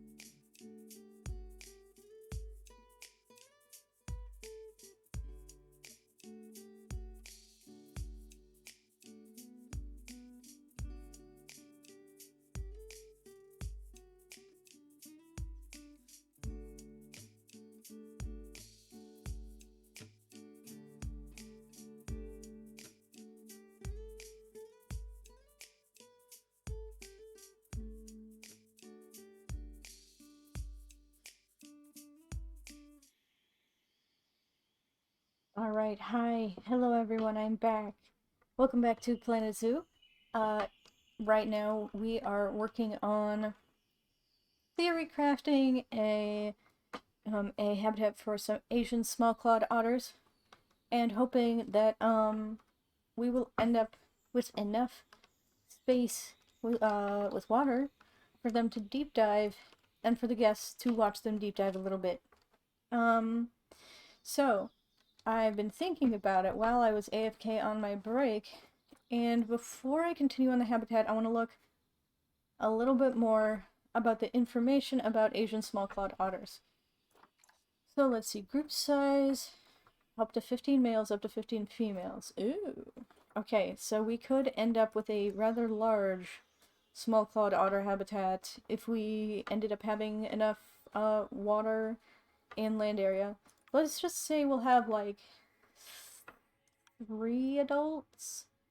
Maybe like, we'll go for like 5. We'll go for like 5 adults, because we also, you know, we're making a big deal out of the diving area down here. We want to make sure that the guests are able to actually see the otters diving. The thing that I wanted to look at before we left last time was the terrain elevation. Essentially, I want to make it so that this is a bit of a more of a steep, a bit more of a steep drop. Maury says, I want to roll in that fluffy grass. I don't blame you, Maury. I don't blame you at all. Not even slightly. So there we go. So that is all flattened to foundation. Yeah, theoretically, mind you. Okay, so there... It's just flattening it extra. I don't want it to be extra flattened. I just want it to be, you know, like regular flattened. I want it to be regular flattened. Here we go. Okay. And then, let's see, so... Flatten to surface. This is what will make it more of a, like, kind of cliff look. Almost. Oh, no, we don't want it to be like that. We don't want it to quite be like that. No. Here we go, come on. Bring that up there. And we'll bring that up there. Okay. And from there, I think this is... Let's try placing some glass barriers now. And see exactly how much water can we put in there. Exactly how much water can we put in this sucker. How much water can we get in there?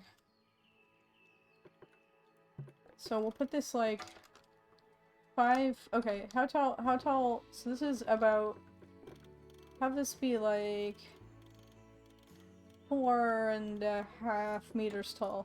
For good measure, right? For good measure. So about 4.5 meters tall. There we are. And, actually, this wouldn't make, okay, let's just put some water in there to start with, right? Okay, so that's the most water we can put in there, which is definitely not 4 meters of water, as far as I can tell. Alright, so let's look at this. So I think basically what's gonna happen is we need to make this hill taller. So this, how tall are you right now?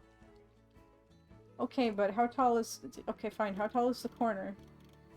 About 2 meters, so we actually need it to be much, much taller than that. Okay. But the thing is... Actually, honestly, what we can do is just make, like, another glass pane right here. This would make it much easier for us.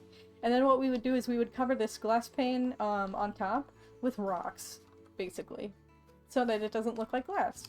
And same with the ones on the sides. And let's see if... How much water can we add there? Still can't add that much. Basically, I think we just have to make the barriers taller. So we'll make them like a little over 5 meters. How about? Let's do a little over 5 meters. And these are not going to be the final barriers, by the way. This is just for testing still. There we go. So it's about 5 meters. Let's see if we can put 5 meters of water in that hecker, that mother hecker. Alright, that looks good to me. So if we move this corner, for example, down... Yeah, that's at least 4 meters of water. Theoretically, at least. However, it's not a lot of 4 meters of water, if that makes sense. It's like, you know, a little of, like we need square meterage. We need square meterage of the water. So, what we're gonna do is we're gonna no, stop. Stop. Stop. You goofball game. So we're gonna delete the water first of all. Then we're going to change the barrier so that it's actually up to where the guests are going to be viewing. And also, I do not know if walls, like construction walls in this game, count as able to block water. So let me look. Let me look at this. I highly doubt it. I highly, highly doubt it. So we'll go for some glass. Oh god, there's so much glass stuff. So we'll go with this glass. No, I don't think they will, actually. Honestly, I don't. I don't think they will. So I'm not even gonna try. Okay. But what we're gonna do is we're gonna edit this barrier, and we're gonna bring it up. We're gonna bring the edge of this barrier, basically. Hey, can I move you, please? Can I move this corner? There we are. So we're gonna move this corner right up there. Right up there. For now, actually, because we do have to build a building around it, and that's gonna be a pain in the ass, but we'll do it. So, let's start on the building in that case. Delicious. So, because this whole habitat is being built around this building, essentially. At least it's being built around the idea of this building. Guys, you know what would be cool? Is if the otters could swim on, like, both sides of the building. Oh, dude. Okay, now I feel like I have to do that. Okay, so what if, like...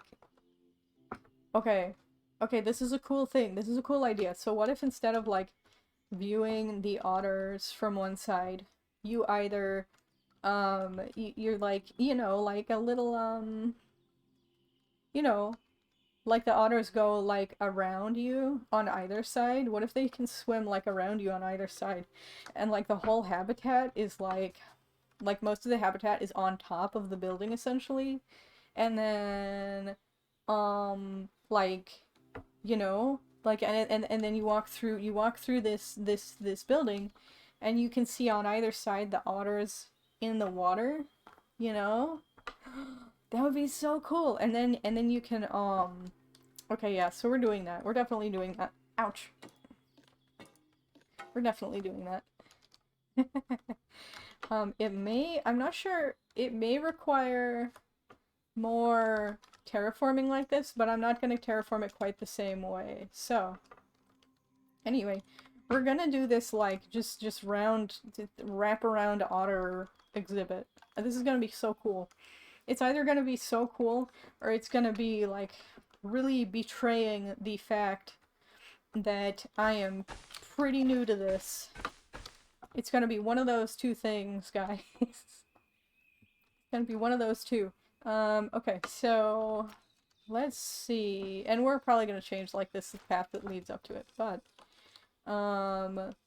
so the way we're gonna do this, actually, first of all, we do have to start on the actual construction of the building, and I'm not sure what we're gonna make it out of. Maybe just, like, oh, no, stop typing. Stop typing. Goofball. Okay, so we can make, like, brick wall, conservation 3D printed wall. We could do the dry stone that's, that we used frequently in this area. I kind of like the dry stone, not gonna lie. See, limestone, log wall. We could go with a combination of, like, a like a stone foundation, and then logs. How about? Okay, so let's do that. So, dry stone wall. So, we're gonna... Can I not just, like, align this to a grid, like, already? Like, do I have to, like, make a new grid for this, or what's going on here? So, let's see. First, let's start out with the entrance. The entrance is gonna be like a little archway, maybe? If we can find an archway here. Let's see, arch. I only see the 3D printed arch. Why do I only see... Oh, because we're looking at wall pieces specifically, not arches specifically. Okay, sure, fine. So we could put this, like, here, I guess. And that will be our little... Well, actually... Okay, we're gonna... How am I gonna do this? So, I want to...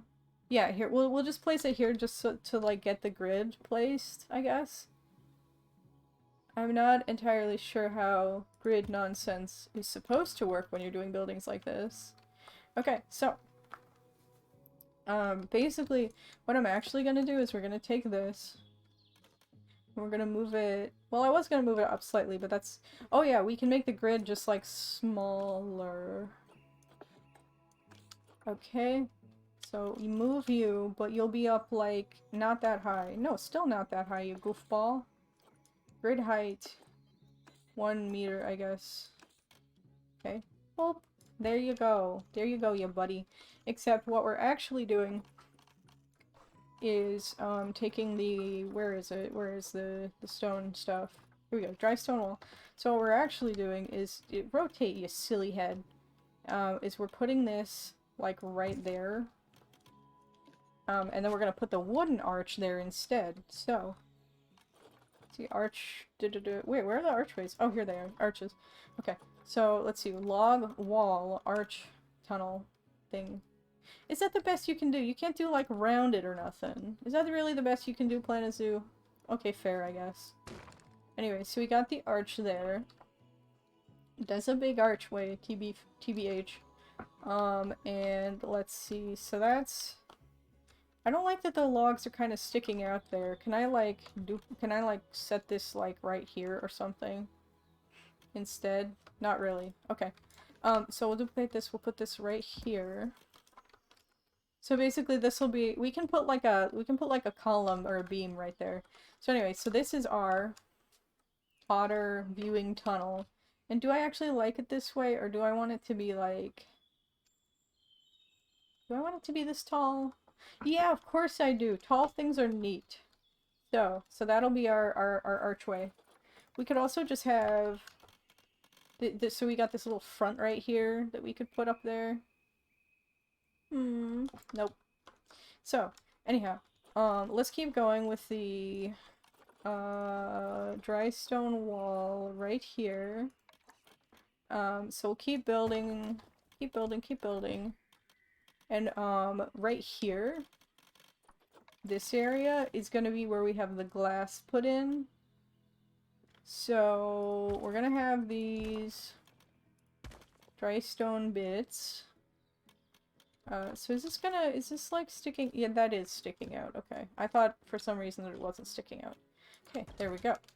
But yeah, so these little dry stone bits are going to be just like, there will be glass like on top of them, like coming out of them basically. This will just be kind of like a little, I don't know what to call it, but a little like base, I guess, for the rest of the bits of the building. So is this supposed to be that way? Don't mind me talking to myself slightly. Is this supposed to be like that? Actually, yeah, that looks better. See, I'm building structures in this game is something I am very new to. Bruh, no, make it go like... What? How come this one works, but the other ones don't? Goofy game. Goofy and me just not understanding how it works. But, regardless. There we are. Okay. So this is going to be the base of the building, essentially. We're also going to have... Let's see, do we have floors somewhere? Like, roofs and floors. Okay, so this is flat roofs and floors. Okay. And we're going to have... Do we want a stone... We probably do want a stone floor. Alright, so dry stone... floor, essentially, is what we're using here. Oop, there. And I swear, are we like not allowed to move it further down? Well, whatever. Okay, so we'll just keep making this is gonna be our floor, and we can draw this, quote-unquote draw. We can place it on top of the path, and the guests will still be able to walk along the path, but it just doesn't, you know, you just visually you don't see the path, obviously. So, well, this is a little trouble. if I duplicate this right here, we don't... this is too big. This is too big. So we would have to put it, like, right there, but we don't like that. Because how come these aren't as big as... these are not sized properly? I don't like that. So then, what if we duplicate that and we put it, like... what the heck? How come it's like that? Oh, I see. Because I placed these in the wrong spot. I was really confused for a second. I was like, why would the game do it like that? Okay, so there we go. So there's our little, building so far. And we'll just take this. Bro. Oh, right. Because it thinks it needs to go on the different elevation. Okay. Bro. Oh, oh, oh. Holding shift to go faster doesn't always help. No, stop. There you go, buddy. So, then we'll also have, basically we'll also just like copy and paste these over here, and that'll be the exit. So, we got this little bit that we'll copy paste here too. That is not the right location for you, little buddy. Okay, there we go.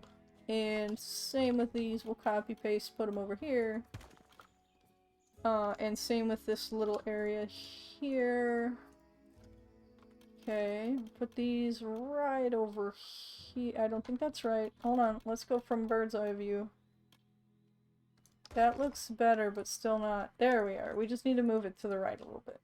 Sometimes this is really hard to place stuff in this game, for me at least. I don't know about other people. Also, I just noticed my mic is further away than usual. I hope my volume is okay now, if it wasn't before. Okay, so this is our little building so far, right? And these are, wait, these are uneven. I need to move these. So you little guy gotta move right there. And you gotta move right there. There you go, buddies.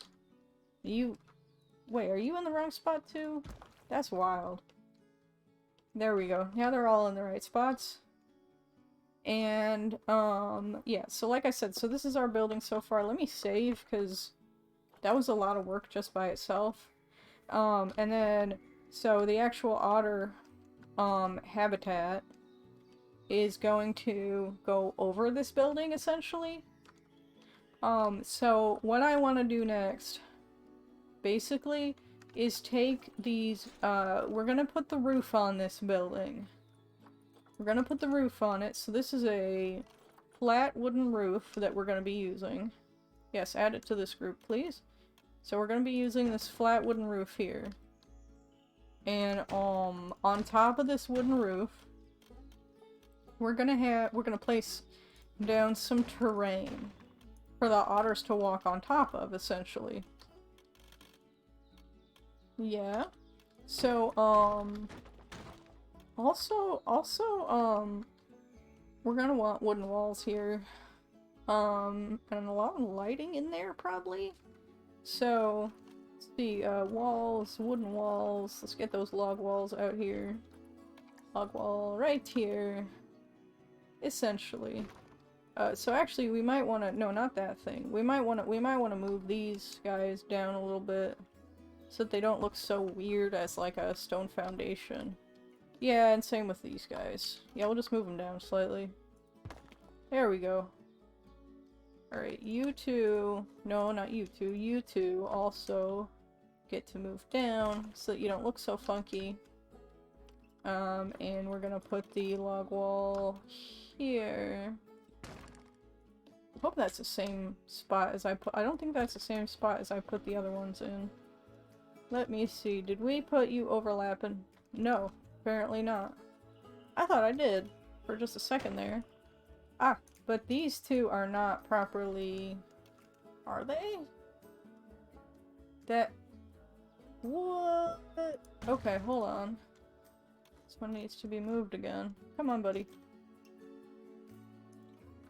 We got it. There we go. I think. Are these even? They look even. Okay. So,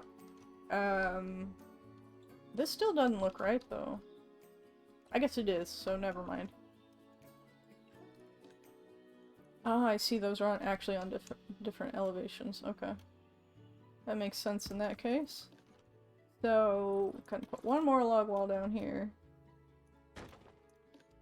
Let's see. There we are.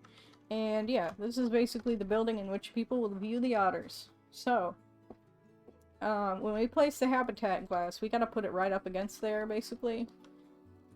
But like I said, we're gonna add some terrain on top of the roof. And let me think real quick. How am I gonna do this? So, we got this terrain stamp tool, which I don't use a whole lot, but it's really useful. And basically, we're gonna take this... Bruh. Oh, we're removing... Okay, add terrain. So basically, we're taking this... Whew, that is really tall. Anyways, we're taking this and we're putting terrain on top, directly on top of there, and that's a little bit too tall because... Oh, okay. Oh, I hate this tool, because whenever you hit control, it switches to the terrain removal tool, and it's just like, I didn't want you to do that, buddy. Just, see, here, can I not, like, shift key to... Oh my lord, okay, hold on. There we go. Yeah, I don't like the terrain stamp tool that particularly much. I have a hard time with it. Okay, then let's just stamp this on the other side too. And this will allow the otters room to kind of walk around on top of the building, basically. Okay, so let's see if that is too much. Nope, it's not showing through the roof. So, basically, the otters are gonna have a little area. It's not gonna be this tall. We're gonna actually remove some of this, because that's just too much dirt in my opinion. Yeah, kind of like that, but also not really. So kind of like this much dirt. Yeah, that's perfect actually. That is actually a perfect amount of dirt to remove from this little thing. So basically we just have this little pad of dirt. Oh, come on. Come on, just remove just the littlest bit from there. No, just the littlest bit, please. The tiniest little bit. There we go. And from this corner right here. Come on, come on, come on, come on. There you go. There you go. Get rid of it. There you go. Perfect. So, the otters can run around up here. And then they can go jump in the water from this, from like, you know, from above, right? And, then they can also jump in the water from this side, which will also have water in it. So, you can watch the otters on both sides. Kind of like, you know, those little habitats where, like, you're in a, like, a little glass tube looking up at, like, alligators or hippos or whatever swimming in the water. Kind of like those. But just a little bit different. So... let's see, how are we gonna do the actual, like, water parts of this? Because...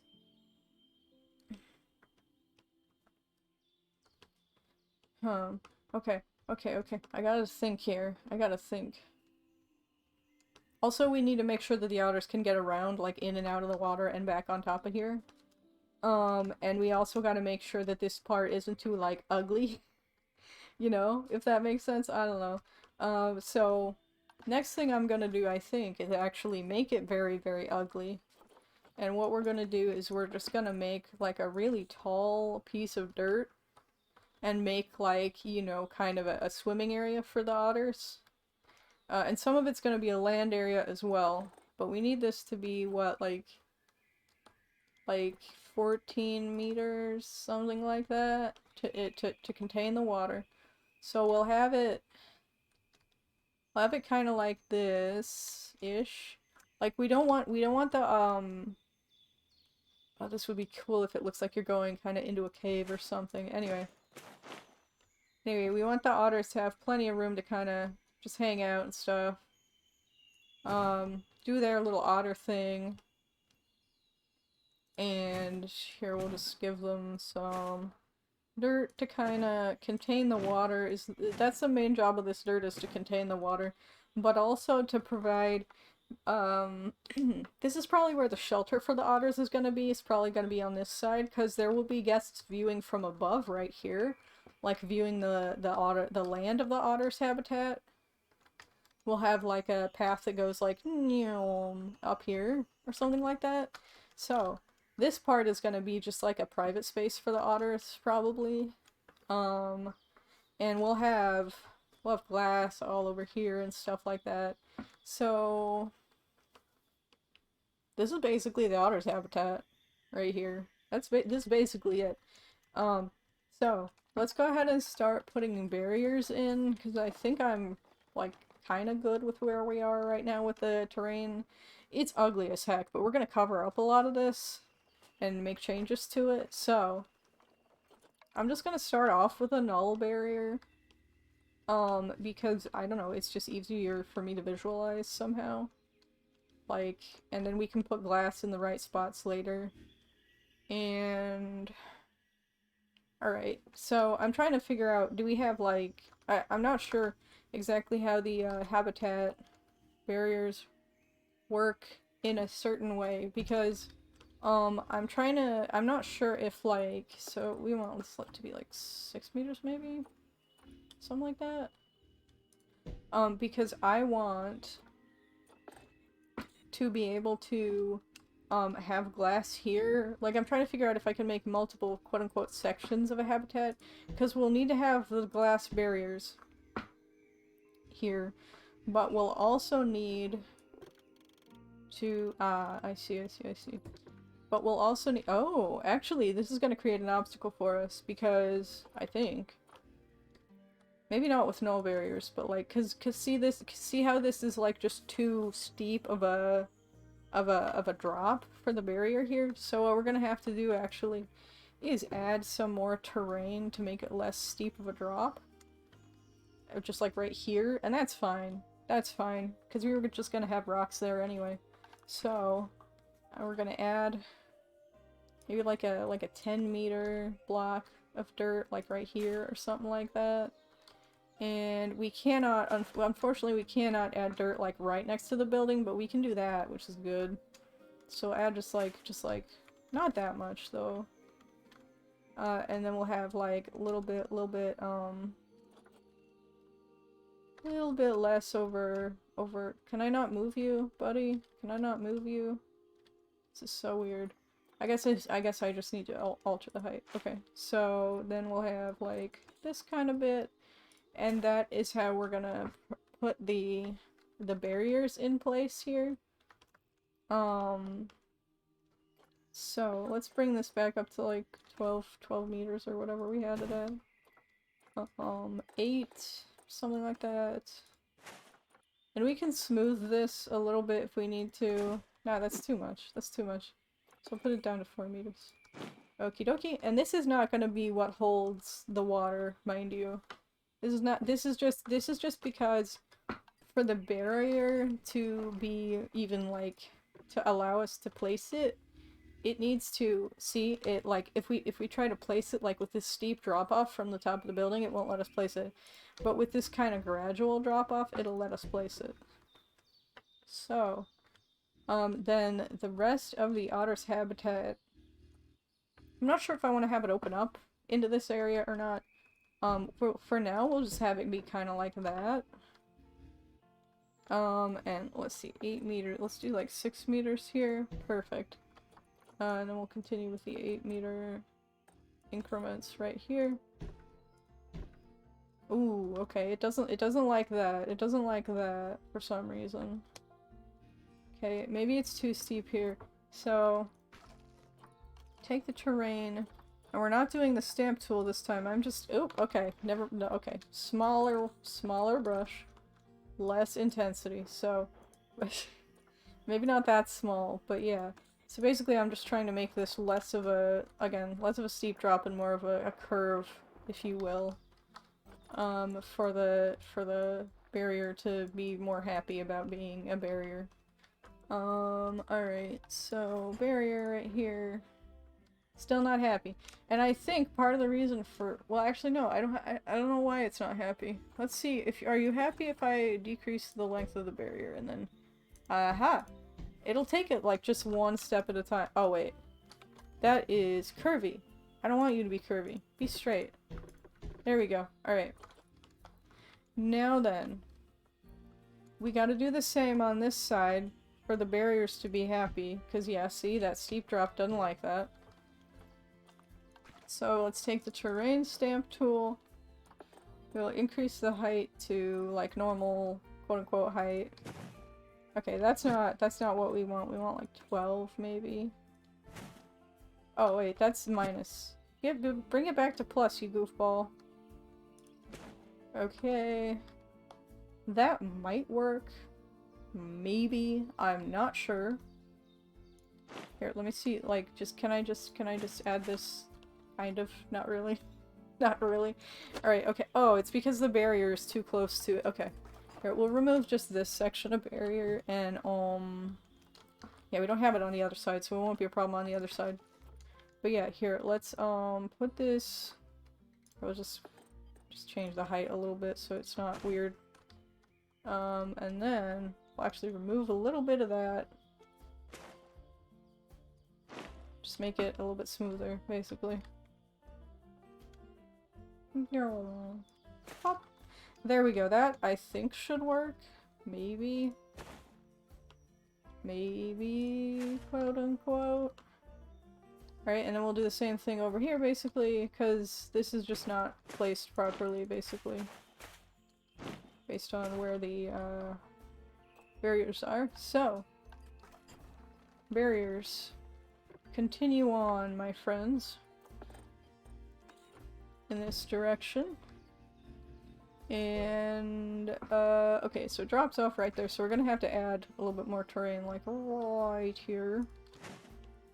And right there. Okay, perfect. And again, for now, these barriers are not physical barriers, it's just indications of where the habitat begins and ends. For the moment, they're not physical barriers. We will have some physical barriers in there in a bit. Okay, so let's grab this bit right here. Continue it here. Here, we'll do like an 8 meter bit here. And then, boom! Alright, so this is the shape of the otter habitat for now. So, what I want to try, and what I'm hoping will work, is, well, first of all, let me add, like, right here, something like that, and then, I'm also going to, like, delete that, put this back here, and add, or wait, no. Here, we're gonna move you, like, right there. Because what I want to do is divide what we've already got with a piece of glass. So we're gonna take a piece of glass and put it... Ooh, I don't know if we can do that. Okay, so here, so let me take this piece of glass first. Take a piece of glass. Oh wait, we made a piece of glass over there. I didn't mean to do that. Okay. So let's take a piece of glass, put it like right... Oh, we need more ground there. Okay, but like just for the sake of testing, let's see if we can divide this barrier further. Yes, we can. I don't know if it'll count as 2 different habitats that way, but it's something we can do. So, actually, now that I think about it, the pieces of glass don't even have to be connected to the habitat. They can be just their own pieces of glass. They can just be their own barriers. You don't need a barrier to be connected to a habitat to function. What is obstructed? Oh, I see. Okay, I see. So we don't want to put it, like, in a place that has been constructed. Oh, I see, I see. Okay. So we'll put it, like, right outside the building, essentially. like right here, and we'll put it as close to the building as we can get it, basically. Yep, and same thing there.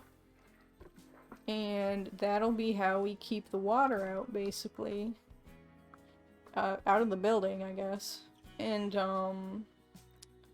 let's see. So, we kind of want, yeah, there we go. Perfect, perfect, perfect-ish. It's perfect enough. So, here, so we'll put this to, let's try to go up there now, which we don't want. Let's just see, like, if we put it, like, 4 meters, like, what is it doing here? What does it think it's doing here? Oh, I see. Okay, it thinks it's, okay. Do we want that? Do we want it like that? No, of course not. Let me think. Let me think. So if we make it just like really tiny, that won't work. Okay. We could... So, wait, no we can't. Let me think. I might have, trapped myself in a little hole, a bit of a hole here. Because, we have the glass panes, right?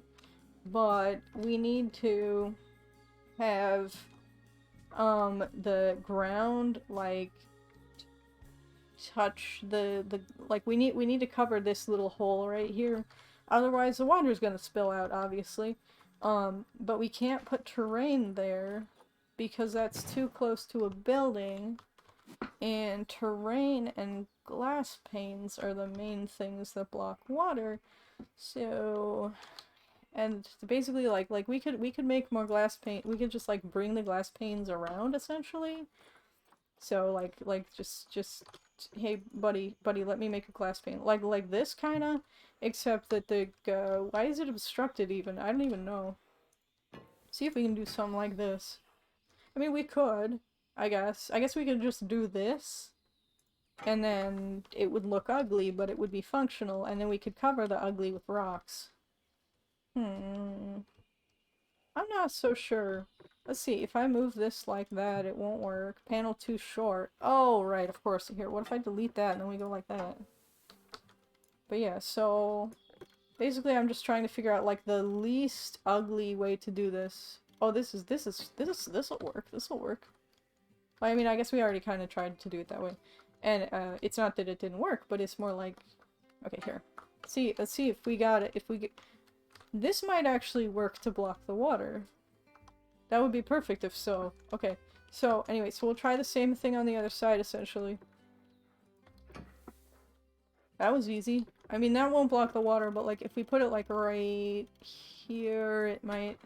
okie dokie then. So, now we gotta raise all of these glass panes to the right height. So these will be like that. Like that. So it's like... not quite the same height, but hey, we'll figure it out. So this one is actually looking like kind of shorter, I think. I don't know. I don't know anything. Okay. So then we gotta raise this one as well to accommodate the water. Then this is the last one we gotta raise. There we go. And I'm actually gonna be somewhat surprised if actually this won't work yet. Kind of. Well, we won't be able to put the full height of water in there yet, but let's see if can we put water in here? Yes. Actually, we can put water in here. And if we look down here inside the building, look at the water that we can just you can just view the water. That's awesome. Okay. So the next thing that needs to happen essentially is, well, obviously we cover up these ugly corners and whatnot. But that's not the next step. The next step... isn't that cool, Maury? Isn't that cool? Thank you. I'm glad you think it looks nice. And I don't disagree necessarily. Alright, so, barriers. We also have to make a barrier over here, obviously. So we're gonna do the same thing that we did in the other spot. Make it as close as possible to where the guests are looking from. Okay, that was too close, I guess.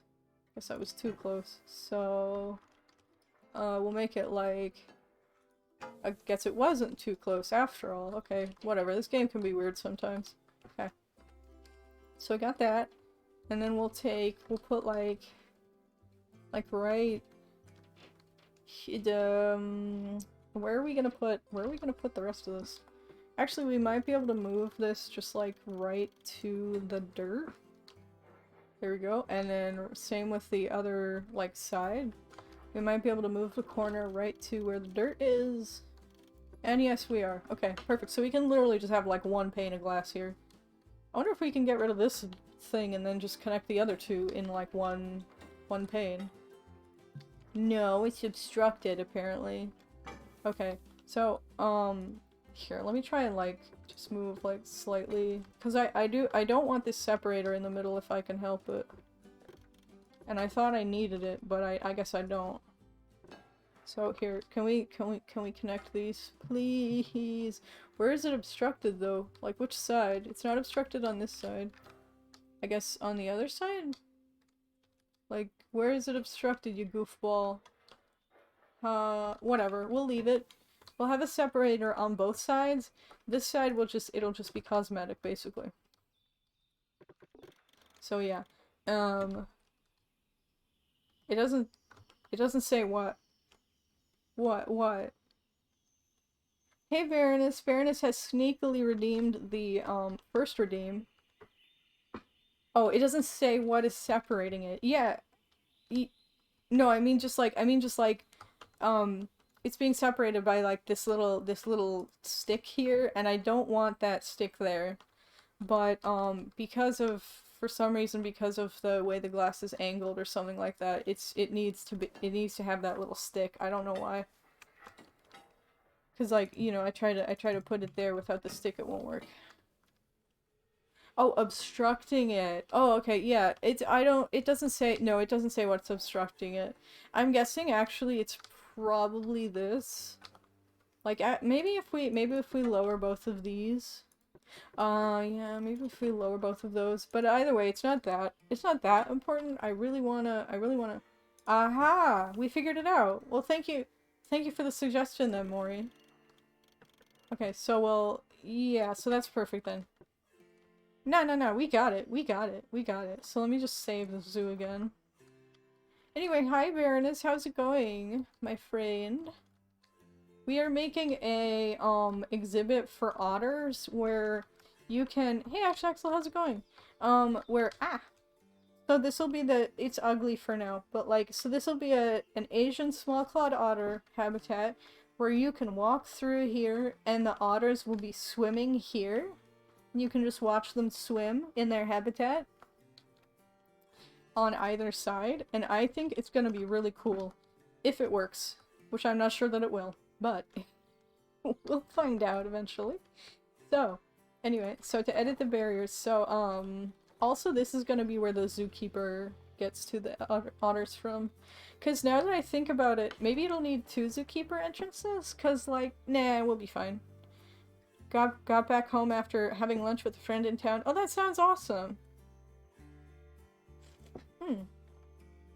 Maury says, this game would be so cool with a VR view. I agree.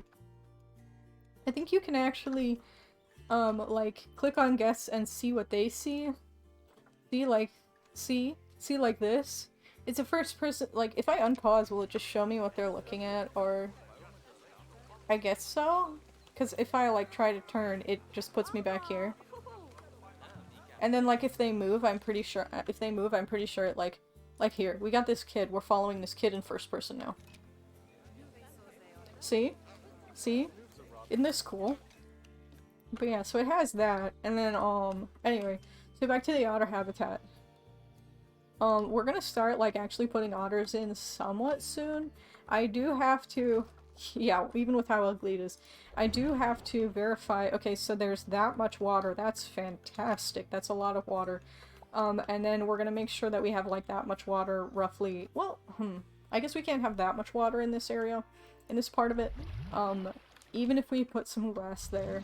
Because— so it's not gonna be the same amount of water, but it's still gonna be a big amount of water. So we're gonna have some of these barriers we're gonna turn to glass. Just so that— come on, glass.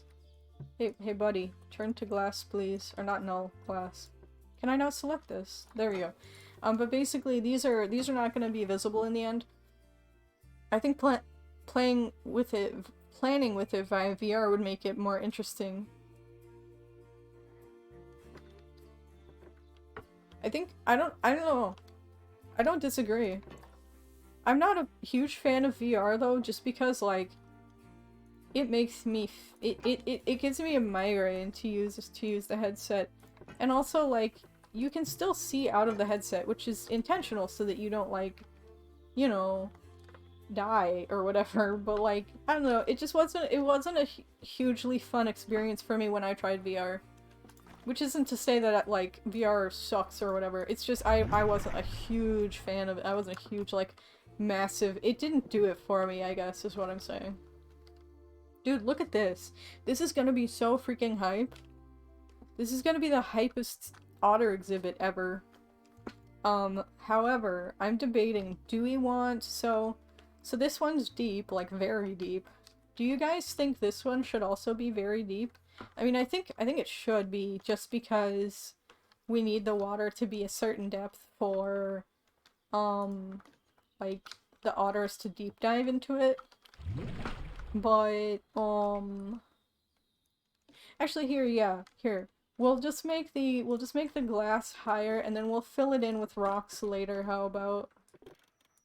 Because, like, we could, like, modify the terrain and shit, but that's just so much work. So my vote is that we just modify the glass instead to get the better depth of water. Obstructed. Oh, right. So, here, let me also put some glass, like, here. We'll put a glass thing right there. But then that'll make... Okay, so the trouble here is we can't make it this deep because, like, just because of how tall this part is. Basically, like, this part isn't tall enough to support that much water. Huh. So we can't make it, like, super deep like this pool. We can't make it super deep. But that's okay. It doesn't need to be super deep. Like, we can just make it, like, deep enough, you know, like this is gonna probably be the deepest it can get, and let's see... Yeah, okay, that's about the same as before, but I think having, like, both views could be interesting, you know what I mean? So we'll have, like, this deep water, and then we'll have the other water. One thing I do want to check, though, is how many meters depth is this water? It'll tell me the average depth, but oh good, the average depth is over 4 meters, which means there's at least some diving space in here, because 4 meters is the diving space requirement. And, I mean, you can see, like, you know, this part is not, you know, as the deepest part, so yes, the deepest part's gotta be at least 4 meters, so that's good. Anyway, so we've also gotta make sure that the otters can't, like, somehow clip into the, you know, the human area or whatever, but I don't think they can. And we can just put rocks up there if we need to. Anyway, so we can also adjust these glass bits. Like these parts of the barrier don't need to be glass, so we won't have to decorate around them like they are glass. Okay, no, null barrier, please, null barrier, please. And let's see, so same with these. These don't have to be... Oh, right, I have to actually make the... Right, okay. So these don't have to be glass. This part actually also doesn't need to be... We don't need any glass on this side at all. We need a little bit on this side. Just a teeny weeny bit. Okay, so we'll take this, and we'll make it as... Come on, make it shorter, please. What is your deal? Disrupts water placement. No, it don't. No, it don't. Whatever. So we'll just have this one huge pane of glass, whatever. So we've got just like the basic skeleton of the otter exhibit now. I think that's pretty nice. So also, then I'm gonna make the, like, actual, let's see. Let's see. We gotta make the actual, like, part that the otters will, you know, like, visit, or, you know, like play around in on the land. So there's a little bit of land over here that they can play around in. But they have also got land over here. But I'm gonna make this area a bit bigger because I want them to have lots of room to play around in, and I want a big family of otters. So yeah. We'll just have a bunch of them basically. Theoretically, hopefully, maybe, I don't know. Also, this should probably actually here. We'll keep it kind of square shaped like it was before. However, we'll make it just like bigger basically. Like like here we'll just expand here. Let's get rid of these. And we'll say like here put another like eight whatever. Put another 8 meters in that area, and then here come on, another 8 meters. There we go. And so then what I want to do from there is essentially give the keeper a spot to enter the habitat. So let's see, habitat gate. Let's say habitat gate, regular old habitat gate. Right here. And now we can inspect the habitat to see what kind of, like, it's got 584 square meters of land area. I doubt most of that is, like, walkable. It's got 200 square meters of water area. We cannot figure out how much of that is deep water, is considered deep water, by the way. So we're just gonna have to plonk some otters in this place. Literally just gonna... Also, I actually want to put the keeper area somewhere else. We're not gonna put it over there. Should I have the keeper area somewhere else? Or should we just have, like... Actually, no. We'll keep it where it was. And then we'll have, like, some keepers that are, like, supposed to be in this area of the zoo or something like that. So first, obviously, we gotta make it so that, the keepers can actually, like... Oh, Keeper's the name of one of the keepers, or one of the characters in my novel says Nevermore, and I get weirded out each time you say it. Oh my gosh. Well, let's see, align, do we have a grid to align to even? Yes, we do. Good. Oh dear. Okay. We're not gonna be able to do that here. We're not gonna be able to do grid nonsense here. So we're just going to put a staff-only path, like, right in this, kind of area here. Come on. It's still too weird. It's still too weird of a elevation. I get it. And then we'll continue the tree bark path along the grid right here, and we'll put the staff path, like, just continue to it, continue the... Dude, this is a long and winding staff path. That is wild. It's a bit of a wild staff path, but hey. Where are you and why are you in my brain? Alright, so we got our keeper path here, and we don't have any actual barriers in here, so if we, like, put otters in this habitat right now, they will literally just be able to escape very easily. Thank you for the hydrate, redeem. However, I think I need to call it a stream, because I'm getting kind of tired. I haven't eaten lunch yet. I really want to keep working on this otter habitat, and I might, maybe, do so off stream. But you guys will be the first to know if I make extra progress on it that I feel like sharing. Long stream, yeah. Not one of my longest, but definitely up there. So, first of all, let's look for someone to raid, because that sounds like fun. See if there are any other, Planet Zoo enjoyers. Let's see, Planet Zoo, who are streaming. See, Planet Zoo. I accidentally deselected the English tag in Twitch, and I did not mean to do this, and now it's not There are no channels tagged English. Yeah, I know. I just want English-speaking channels, you goofball.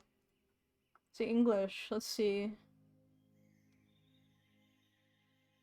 Let us raid this person, and you guys have a good time. I gotta give shoutouts to Canoe, Korgoth, and Lord of the TV who are supporting me on Patreon, and I will see you guys hopefully very soon. Alright. Enjoy the raid. Be nice. I know you will. And,